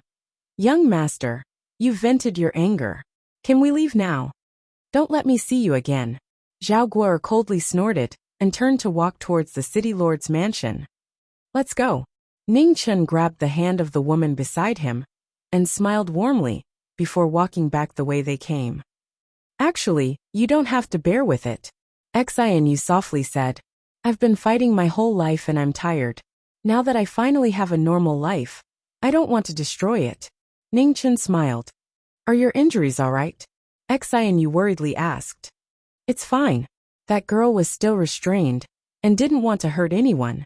Ning Chen replied. Looking at the strength of her chi, she should be a Xiantian. Such a young Xiantian is definitely not an ordinary person. She's the family of that third-rank official. I noticed them when they came. Ning Chen replied. No wonder you knew she was a girl. Xianyu suddenly understood. There's another reason. Ning Chen smiled. What reason? Xianyu asked. Ning Chen smiled. Just look at the men on the street. Xianyu looked at the passers-by walking along the street with a puzzled expression. Suddenly, she reacted and raised her hand to hit the passers-by. She sneered, indecent. Ha! Ningchen chuckled and said, everyone loves beauty. It's human nature for a man to take a few more glances at a beautiful woman. Not only did that young lady not have such an expression, she even made things difficult for us after seeing us. I'm afraid it's the jealousy of a woman at work. You are so smart. Xianyu rolled her eyes at him and said, we've already bought everything we need. Let's go home. Ningchen nodded and replied. In the city lord's mansion, in a beautifully decorated room, there was a loud bang as a table was shattered into pieces by a palm strike. The surrounding maids were so scared that they kept trembling. Bow, or why are you so angry? Who provoked you again? The door opened, and a middle-aged man in luxurious clothes walked in. He looked at his cross-dressing daughter, and chuckled softly. I'm fine. Inside the room, Zhao Guo wiped the sawdust off her sleeves and asked calmly, Father, why did you come back so early today?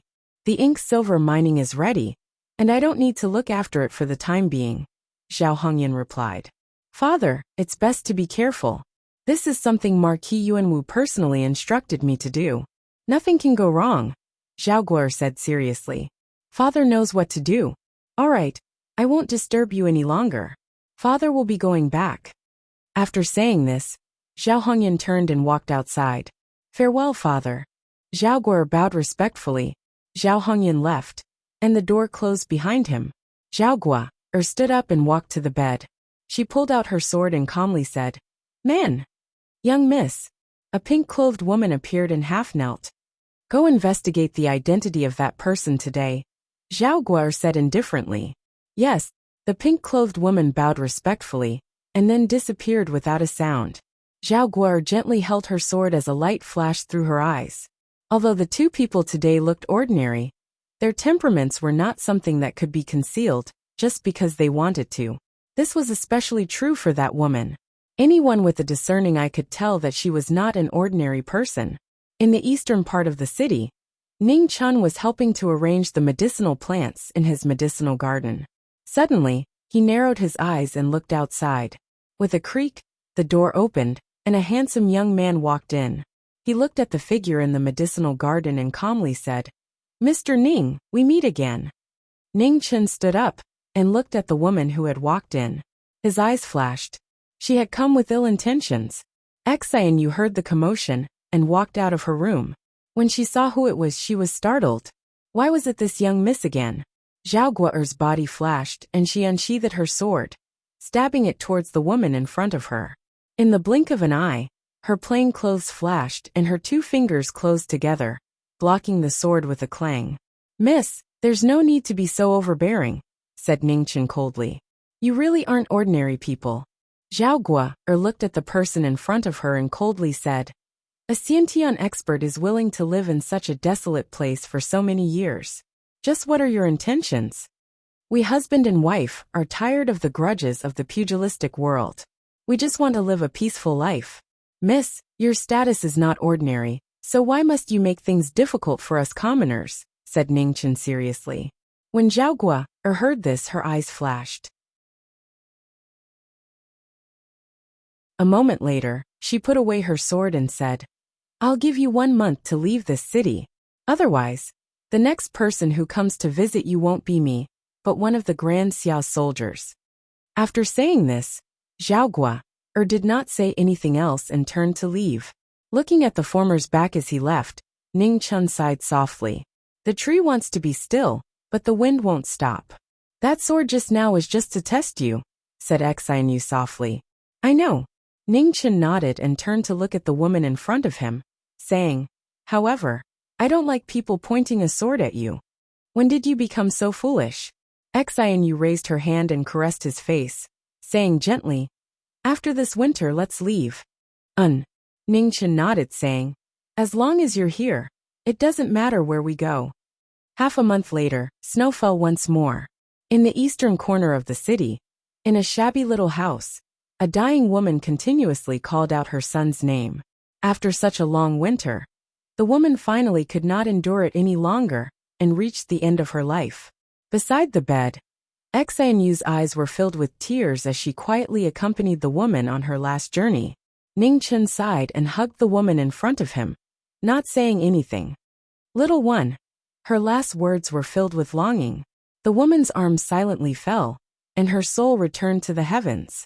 Xianyu's body trembled, and she could no longer suppress her sorrow. Tears silently flowed from her eyes. Outside the house, the snow grew heavier and heavier. The entire city was covered in snow, turning into a world of white. 3 days later, the two of them buried little Wen's mother. The woman had lived a simple life. Even in death, the only person she cared about was her son, who had left home. She had never thought about herself.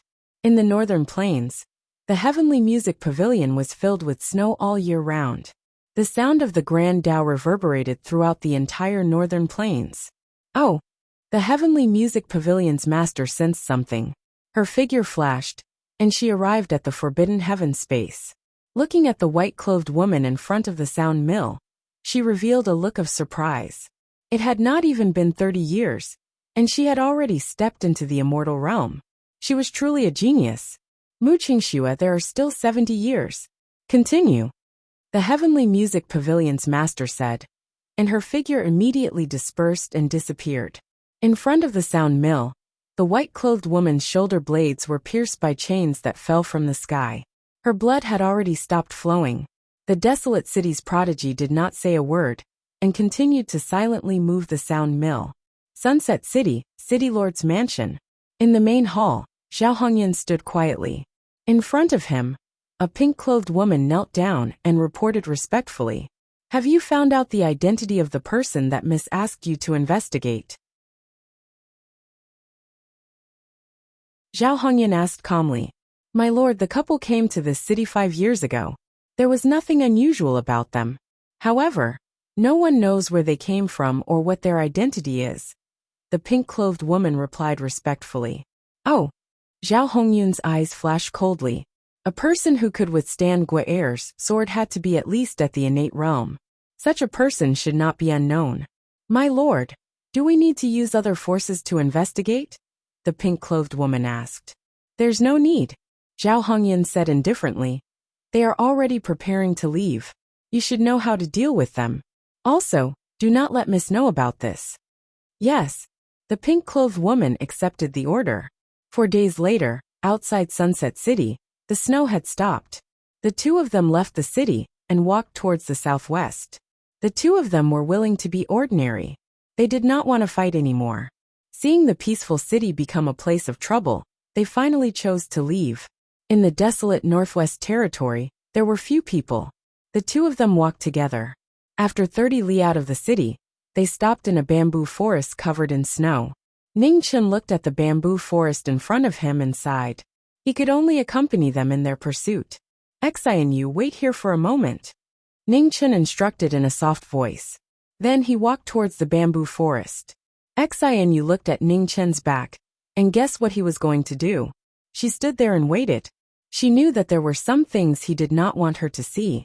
In the city lord's mansion, in a beautifully decorated room, Zhao Guo looked at the sword hanging on the bed and thought for a moment before saying, "Hong Ling." After a moment of silence, no one replied. Zhao Guo frowned and said again, "Hong Ling," with a creak. The door opened and a maid quickly walked in. She knelt down and hurriedly said, "Reporting to Miss Hong Ling is not in the mansion today." "Where did she go?" Zhao Guo's expression darkened. "This servant does not know," the maid said fearfully. Zhao Guo frowned again. After a moment, her expression suddenly changed. She took the sword hanging on the bed and quickly left the mansion. 30 li outside of Sunset City, in a bamboo forest, a white-clothed figure walked in and took a green bamboo. Sword and tent flowed through it, and the snowflakes on the bamboo melted. The leaves and branches disappeared one by one. In the next moment, figures appeared from all directions in the bamboo forest. Their cold eyes pierced towards the youth in front of them.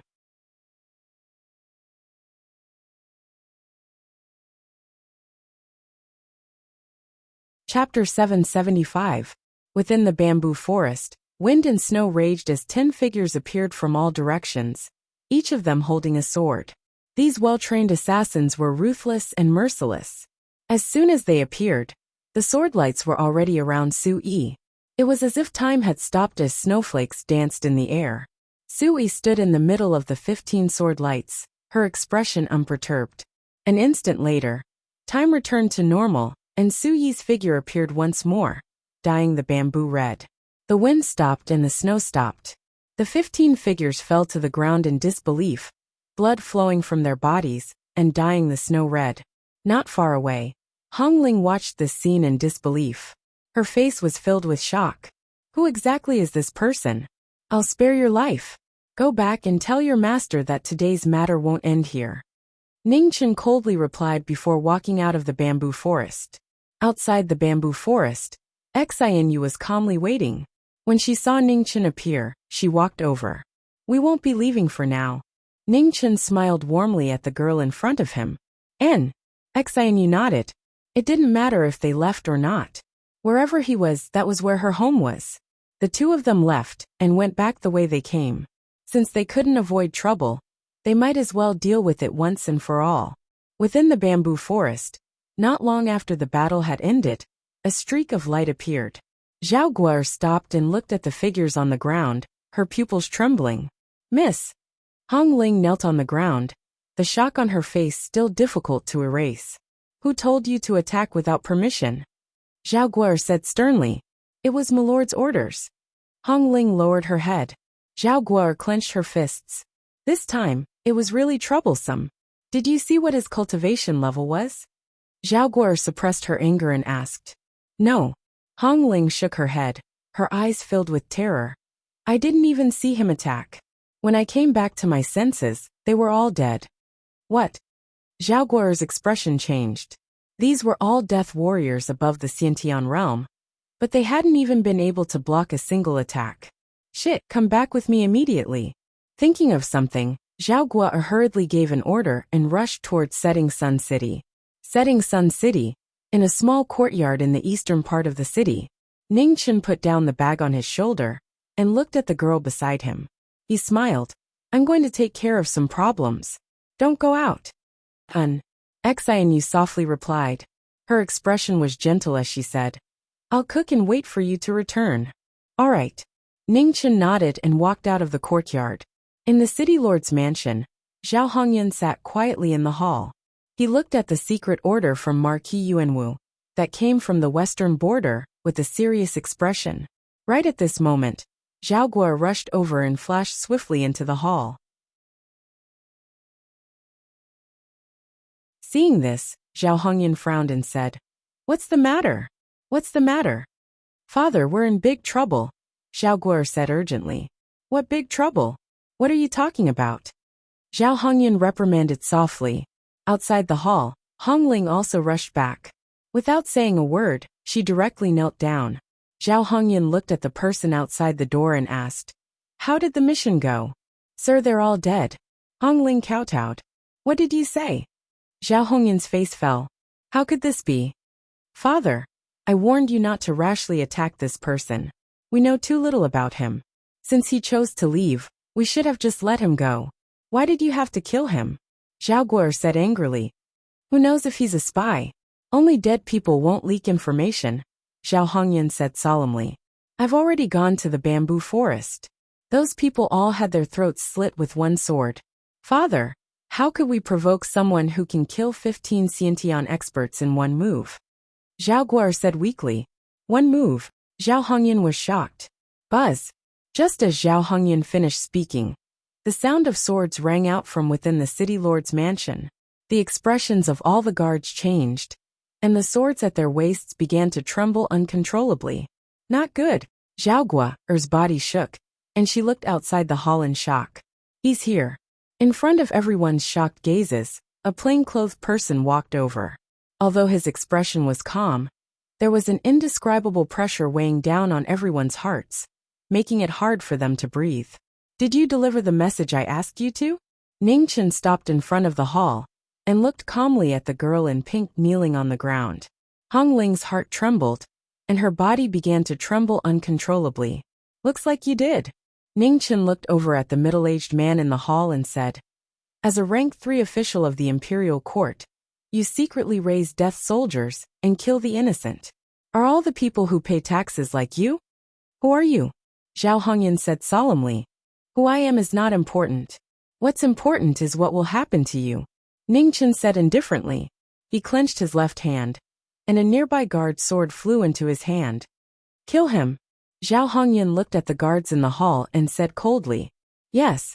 The guards obeyed, and they all came forward. Although a soldier's duty is to obey orders, from today onwards, you don't have to listen to his orders anymore. Ning Chen raised his hand. His aura didn't move, but an extraordinary sword pressure spread out. The soldiers around him were all sent flying, and they couldn't move anymore. Seeing this, Zhao Bao immediately stood in front of her father, and the tip of her sword flew towards Ning Chen. With a clang, Ning Chen's finger sealed the sword, and with a crisp sound the tip of the sword broke. You cannot be forgiven for helping a tyrant. Since you did not kill me the last 2 times, I will let you live today. With that, Ning Chen pointed at the former's dantian, and his sword chi condensed into the yellow springs, sealing her martial skills. A breath later, a plainclothed figure appeared in front of the middle-aged man, and a sword pierced through his body, piercing his dantian. Arg! Unable to react in time, Zhao Hongyan groaned, and his body was crippled. Fresh blood flowed, dyeing his clothes red. Zhao Hongyan knelt on the ground, his body trembling violently. In an instant an unstoppable force appeared, and the battle ended. The guards in the hall were all shocked, unable to regain their senses. Come out. Ning Chen looked at a corner of the hall, and said indifferently. In the corner of the hall, space twisted, and a black-clothed figure appeared, unable to hide the shock in his eyes. Greetings to the Martial Marquis. The dark dragon guard half knelt and bowed. You know me? Ning Chen said calmly. 5 years ago, during the Marquis wedding, I was fortunate enough to see the Marquis from afar. The dark dragon guard said respectfully. Jiming Marquis. Zhao Bao and Zhao Hongyan had heard of him, and their bodies trembled. 5 years ago, there was only one Martial Marquis, the number 1 Martial Marquis in Wuxia, the Jiming Marquis. Ning Chen looked at the kneeling dark dragon guard and said, Get up. Thank you, Marquis. The dark dragon guard stood to the side. Lord Marquis, please spare me. This official really did not know it was Lord Marquis, and was confused. Please be magnanimous, and spare this official this time. Zhao Hongyan reacted, crawling forward and kowtowing. Zhao Bao also knelt down and kowtowed. Lord Marquis, please spare my father. The dark dragon guard looked at the two and sighed. Zhao Bao's luck was really bad. Of all the people he could have offended, he had to offend the Jiming Marquis. Ning Chen ignored him, and looked at the dark dragon guard. When did you start following this person? Since he left the imperial city, the dark dragon guard said honestly. What have you found? Ning Chen calmly asked. Reporting to the Marquis, other than secretly raising death warriors, we have not found anything else, the dark dragon guard respectfully said.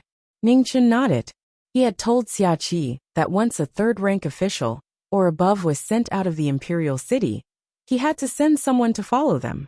Whether they were loyal or not, the best method was to prevent trouble before it happened. There is something wrong with this person.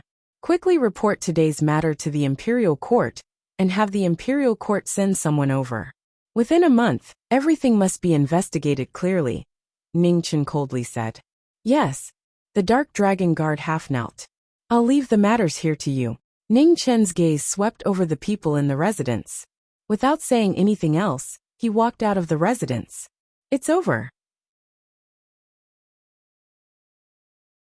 Zhao Hongyan powerlessly lay on the ground, his face ashen. Ning Chen returned to a small courtyard in the eastern part of the city. The fragrance of food wafted out of the room, rousing his appetite. You're back. Go wash your hands and prepare to eat. Xianyu smiled when she saw the figures returning from the outside.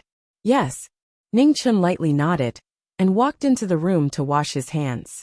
We might stay for another month. It's only a month. It will pass very quickly. Xianyu nodded, and placed the dishes on the table. Oh right. After the matters here are settled, let's go to other places. I haven't left Grand Xia in all these years. I want to go out and take a look. Okay. Ningchen nodded and received the dishes. Let's go to the other 4 regions first. If you still want to see the outside world, we can go to the sky beyond heaven. A smile appeared on Xianyu's face. I've always heard you mention the sky beyond heaven, but I don't know what kind of place it is. Tell me about it. Ningchen thought for a moment and said, actually, there was originally no such thing as the sky beyond heaven. There was only one world in this world. However, countless years ago, the Nether King appeared and used several planets as the foundation to create a new world. This new world was called the Inner World, which is the world we live in now. As for the original world, it was called the sky beyond heaven. Hearing the 2 words Nether King, Xianyu's eyes dimmed. Even now, when she thought of that calamity 30 years ago, she couldn't help but feel a lingering fear. That terrifying destructive divine might was something no human expert could match. There's no need to think too much about it. It's all in the past. Ningchen patted her hand and softly consoled her. I'm fine. Xianyu suppressed the sadness in her heart. A smile appeared on her face once more. I heard you say that there are many experts in the sky beyond heaven. The number of experts above the immortal treading realm is countless times greater than the inner world. You must have suffered a lot while searching for the method to revive yourself. Ningchen smiled. At first, I wasn't used to it. When I met those old monsters, I couldn't defeat the majority of them. However, it got better later on. Now they basically can't defeat me. You don't know how to be humble. Xianyu smiled. I'm already very humble. Ningchen smiled.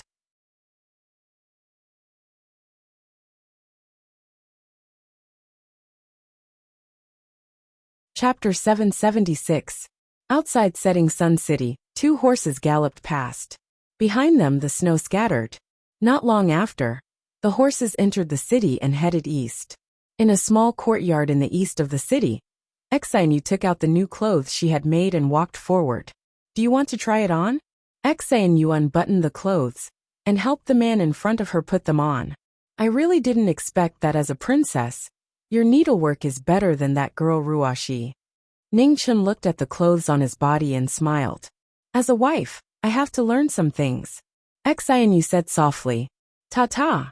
As the 2 were talking, the sound of horse hooves could be heard outside the courtyard. Soon after, someone knocked on the door. There are guests. Xianyu, go prepare some tea. Ningchen instructed. Okay. Xianyu nodded. Please come in. Ningchen looked outside the courtyard and said calmly. With a creak, the courtyard door opened. 2 figures walked out and bowed respectfully. Greetings, Marquis. Marquis Dongji and the current head of the Department of Justice, Lu Zong, had personally come to meet the Jiming Marquis. Get up. Ningchen replied, then turned around and walked towards the table. He said, the 2 of you must be tired after traveling for so many days. Come in and have some hot tea. Thank you, Marquis. The 2 respectfully replied and walked into the room. Sit. Ningchen said calmly. The 2 looked at each other and sat down around the table. Xianyu walked over with tea and served it to the 3 of them. When Marquis Dongji and Lu Zong saw this, they were startled. They quickly got up and bowed respectfully. Greetings, Princess. No need to be so polite. Xianyu put down the tea and said calmly. There is no princess or marquis here. We came here because we don't want the disputes outside to disturb our lives. You don't need to be so formal. Yes. Marquis Dongji and Lu Zong suppressed the waves in their hearts and sat back down. After Xianyu put down the tea, she did not stay and walked to the room beside. When men talk, women should avoid them. This was a principle passed down by the ancestors. She also agreed with it. Did you find anything? Ningchen asked calmly. Reporting to the Marquis, we found it. Lu Zong nodded and said with a serious expression. It was Zhao Hongyan himself who spilled the news. He discovered an ink-silver mine 200 miles outside of Sunset City. 5 years ago, he wanted to report it to the imperial court, but he was killed halfway. Ink-silver mine 5 years ago. Ningchen picked up the teacup and muttered softly. 5 years ago, 2 groups of people galloped through the city. This should be the source of this incident. As for the ink silver ore, it was the most important material in the production of heavy armor. In the past, the invincible Evernight heavy cavalry were clad in such heavy armor. Blades and spears couldn't injure them, causing the elite forces of Great Xia to suffer heavy losses. Zhao Hongyan alone doesn't have the guts. Speak, who's the person above? Ning Chen looked at Zhao Hongyan. A trace of hesitation appeared on Lu Zong's face, but a moment later he answered truthfully, "It's Marquis Yuanwu." Bang! With a crisp sound, the teacup in Ning Chen's hand shattered. The tea spilled out and flowed through the gaps between his fingers. In the room next door, Xianyu heard the commotion and walked out. When she saw the broken teacup in Ning Chen's hand, she stepped forward and replaced it with a new one. She said softly, "There aren't many teacups in the house. Don't break any more." Ning Chen came back to his senses and smiled apologetically. "That was an accident. I'll be more careful." Xianyu cleaned up the broken teacup and left without saying anything else. His Majesty already knows about this matter. However, as a martial marquis, Marquis Yuanwu controls a large number of troops. For him to privately mine the ink silver mine, his goal is obvious. Even if His Majesty wants to punish him, it won't be that easy, Marquis Dongji said with a worried expression. 1,000 years. A cold light flashed in Ning Chen's eyes.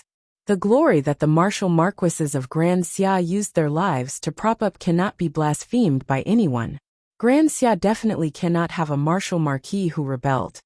Marquis Yuanwu's power has already been established. Now that Zhao Hongyan is in trouble, Marquis Yuanwu is even more on guard. His Majesty doesn't dare to push him too hard. Otherwise, once Marquis Yuanwu raises his troops, Grand Xia will once again sink into the flames of war, Marquis Dongji said gravely. Ning Chen finished the tea in his cup and stood up. He calmly said, "Let's go. I'll go with you." Marquis Dongji and Lu Zong were delighted. If this lord was willing to appear, then this matter would be easily resolved. "You're going out?" Xianyu walked out and asked. "Yes, I'll be back soon," Ning Chen said seriously. "Be careful," Xianyu softly replied. A smile appeared on Ning Chen's face. "It's just a small matter. Originally, I didn't want to care about it. However, the glory that the Marquis of Triumphant Xian, Marquis of Blood-Robed, and the other seniors worked so hard to maintain when they were alive, it cannot be tainted by these people." "Yes, I know." Xianyu nodded lightly. "You are also a martial marquis. This is something you should do. Go, I'll wait for you at home." Ning Chen nodded and didn't delay any longer. He walked out of the room. Marquis Dongji and Lu Zong quickly followed, walking out together. Seeing the three of them leave, Xianyu walked to the table and put away her teacup. She didn't expect that even if she lived in seclusion here, she still wouldn't be able to avoid the storm in the imperial court. What was even more unexpected was that among the martial marquises of Grand Xia, there were actually people who were assimilated by the filth of the imperial court. It was extremely difficult to obtain the title of a martial marquis in Grand Xia. This was something that everyone knew. It was better to have nothing than to have something substandard. Every generation of Grand Xia's emperor, and the three dukes would weigh the pros and cons of this matter, not daring to make a decision so easily. The two words martial marquis in Grand Xia was no longer just a position of power. It was more of a belief. The moment that belief collapsed, the foundation of Grand Xia would be shaken as well. At the western border, at the site of the decisive battle between the Eternal Night Cult and Great Xia, a middle-aged man dressed in a purple-green battle suit stood quietly. Behind him, tents were erected and teams of soldiers were patrolling the area. The place was heavily guarded. The blazing sun set in the west. The afterglow of the setting sun shone down on the world, dyeing everything golden. How beautiful! At this moment, outside the military camp, three figures walked over. The person in the lead was dressed in plain robes and had black hair. His face was still the same as 30 years ago, calm and cold. "Stop!"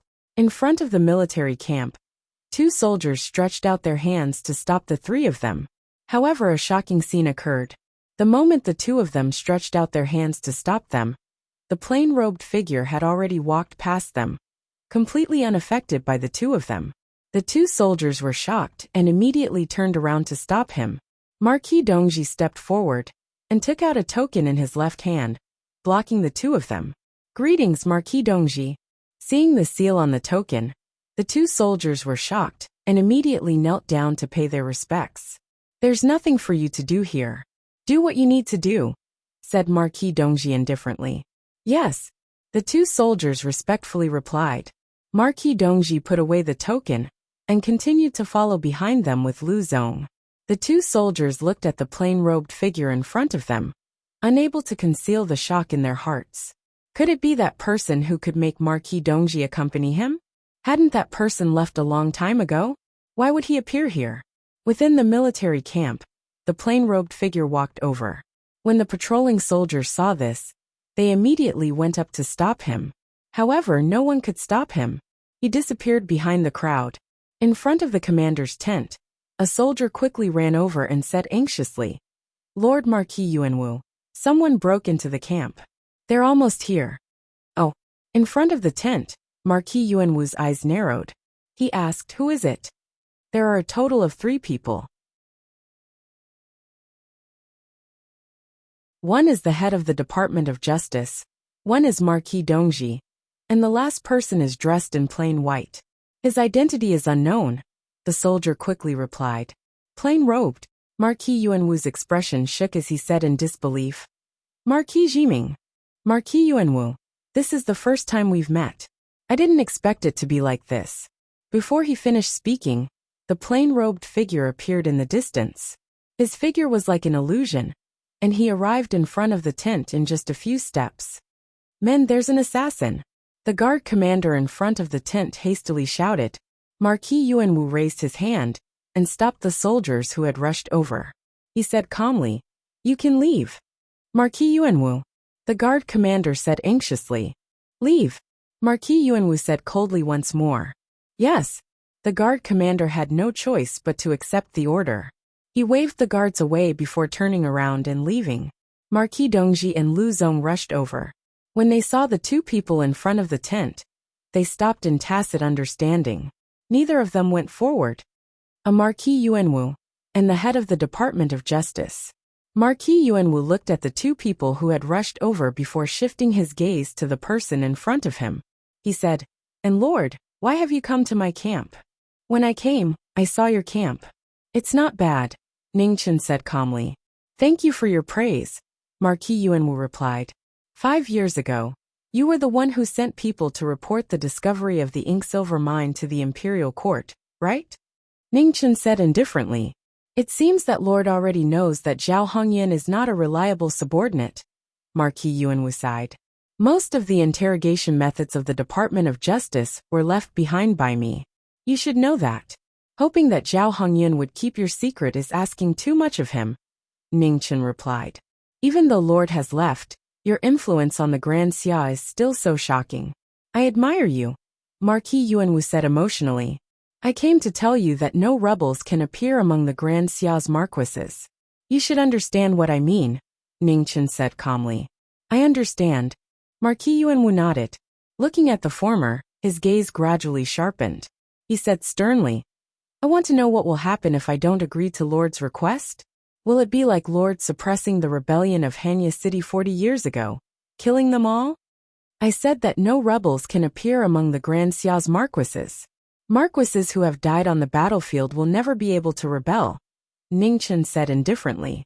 Marquis Yuanwu looked at the camp that he had spent his entire life building and sighed heavily. He said, "One last condition. Let me see if Lord still has the power to make me willingly give up all of this." "As you wish." Ningchen waved his hand, and the soldiers in the distance all unsheathed their swords and flew over. "Seeing as you are a marquis, this sword can be considered a form of respect." When the sword entered his hand, Ningchen's aura immediately changed. An incomparably majestic sword pressure spread out. Even though there was no wind, the sand sank, and chaos appeared in the world. Under the pressure, Marquis Yuanwu's aura sank. He stepped forward, taking the initiative. Slash. The sword that could not be seen clearly came back to his senses. The tip of the sword entered his body and blood spurted out. It stopped half an inch away from his heart. Marquis Yuanwu's shock could not be concealed. A moment later, he raised his hand and slowly lowered it. So this was this lord's strength. Ningchen put away his sword. With a wave of his hand, the tip of the sword flew back into the scabbard in the hands of the soldiers in the distance. I'll leave the rest to you. After saying this, Ningchen turned and walked out of the camp.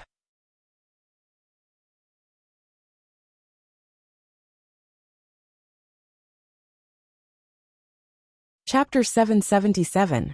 Setting Sun Ancient City. Under the gaze of Marquis Dongji and Grand Preceptor, two figures left under the setting sun without any reluctance. The two of them accompanied each other day and night. Wherever the person beside them was, that was where their home was. The 5 regions were vast. From today onwards, they would travel thousands of mountains and watch the setting sun together.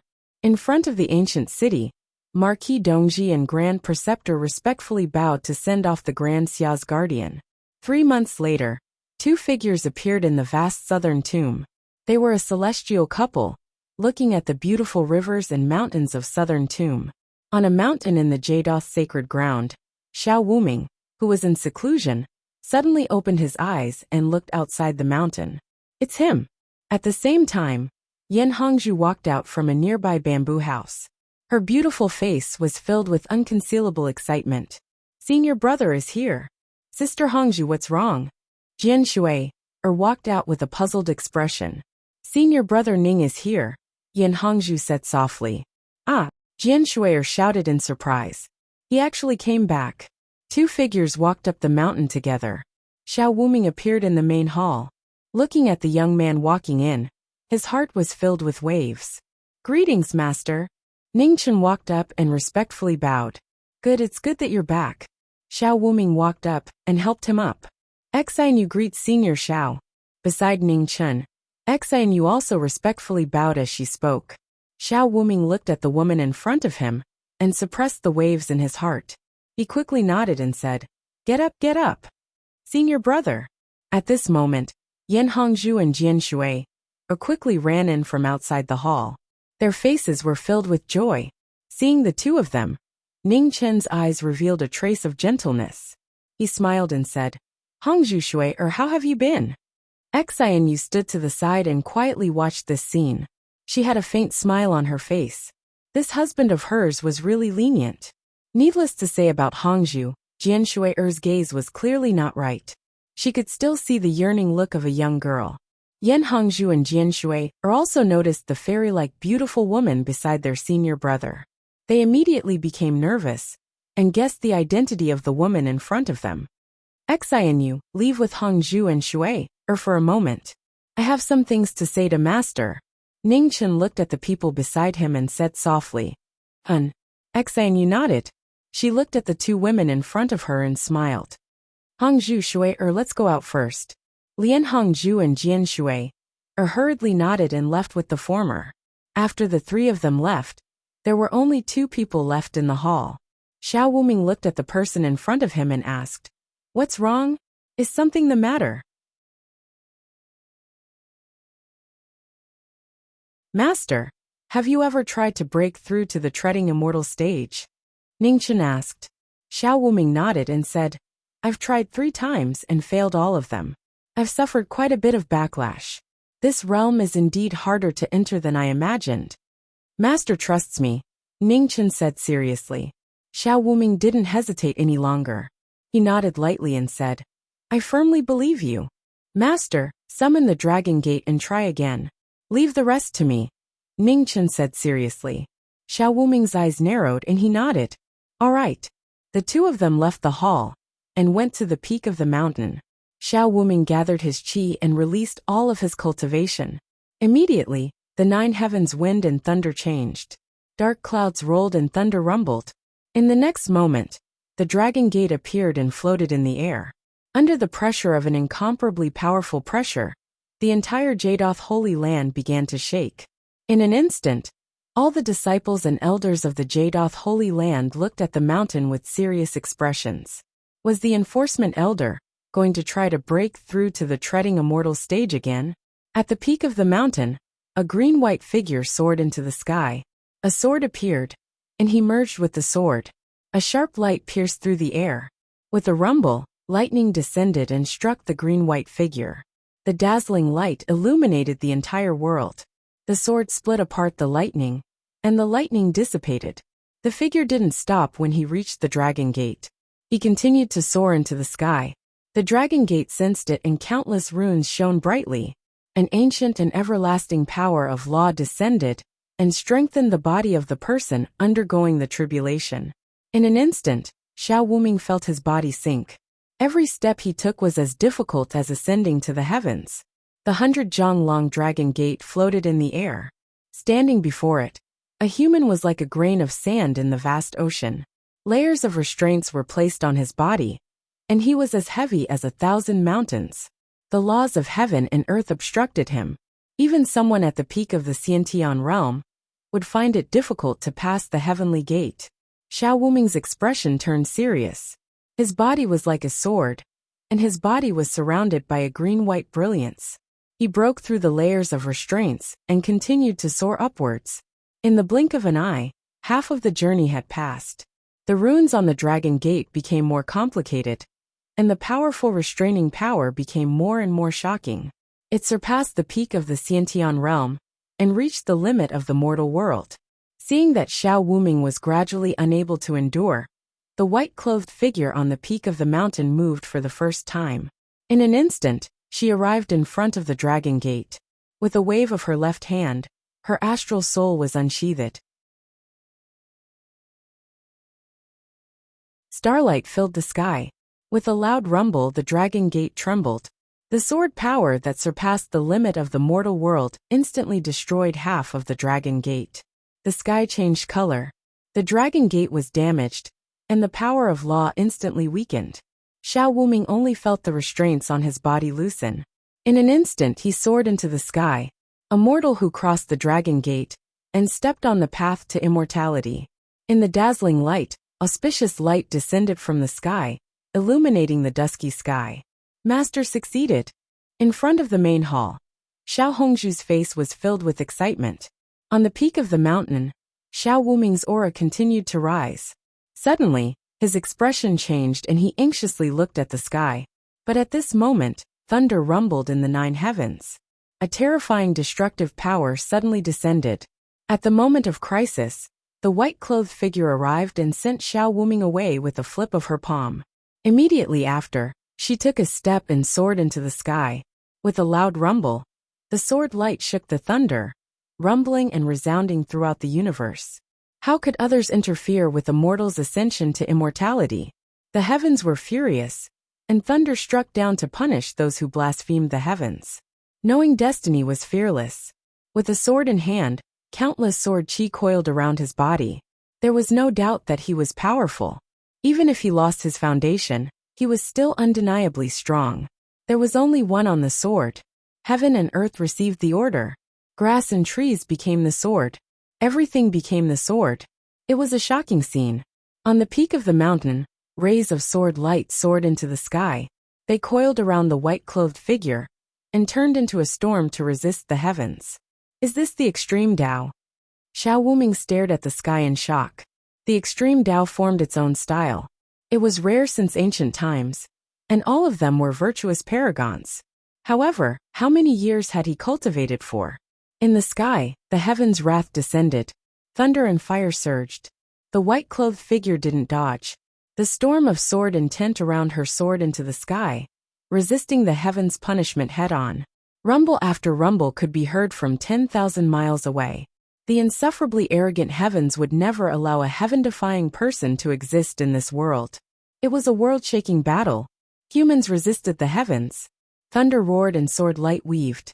In front of the main hall, Xiao Hongzhu and Jian Shui were so shocked that they couldn't speak. They knew that their senior brother was very strong. However, only now did they know what a true expert was. At the side, Xanyu looked at the sky. Her expression was calm and gentle. She knew how he had survived all these years. The heavens had never protected him, nor did they have the qualifications to punish him. In the sky, the battle between humans and the heavens was getting more and more intense. Layers of thunder continued to descend. A sea of thunder engulfed the white-clothed figure. Sword art nothingness. With a slash of her sword, 10,000 swords responded. The sword that broke through the sky broke through layers of thunder and lightning, soaring up into the sky. Amidst the thunder and lightning, Bai walked out. Step by step, she walked towards the peak of the 9 heavens. The sword light engulfed the dark clouds. The thunder and lightning in the sky dissipated as the sun appeared, illuminating the earth. Heavens, you still can't do anything to me. Ningchen calmly spoke. After that he turned and walked down. On the mountain peak, Xiao Wuming walked up and asked, "How are you?" "Thank you for your concern, master. I'm fine," Ningchen softly replied. Looking at the 3 people walking over from afar, a warm smile appeared on his face. "Senior brother, you are too powerful." Jian Shui excitedly ran up and grabbed Ningchen's arm. "Are you alright?" Xianyu asked. "I'm fine." Ningchen shook his head and softly replied. "Shui Xiao Hongzhu pulled the excited girl over and reminded her. Only now did Jian Shui realize that she had lost her composure. She smiled in embarrassment and retracted her hands. Ningchen smiled and didn't mind. Back then, when he was on the mountain, this girl was like a little hedgehog. She had the temperament of a child. "Senior brother, I also want to step into the immortal treading realm. Can you help me too?" Jian Shui eagerly looked at Ningchen. "Heh." Ningchen lightly laughed and said, "Do you think it's so easy to step into the immortal treading realm? Hongzhu is still fine, but with your current cultivation, even if I help you, it's impossible. You are just biased." Jian Shui wrinkled her nose and mumbled. Xiao Hongzhu helplessly pulled her over and softly said, "Shui, senior brother didn't lie to you. You have only cultivated for a short time. You can't be anxious." After that, Xiao Hongzhu looked at the person in front of her and said, "Senior brother, I should accumulate some more time. I feel that stepping into the immortal treading realm too quickly isn't necessarily a good thing." Ningchen nodded and said, "You are right. Your cultivation is inferior to masters. You really can't step into the immortal treading realm too quickly. Otherwise, once your foundation is unstable, it will be difficult for you to advance in the future. Ningchen, you helped me pass the tribulation and consumed quite a bit of energy.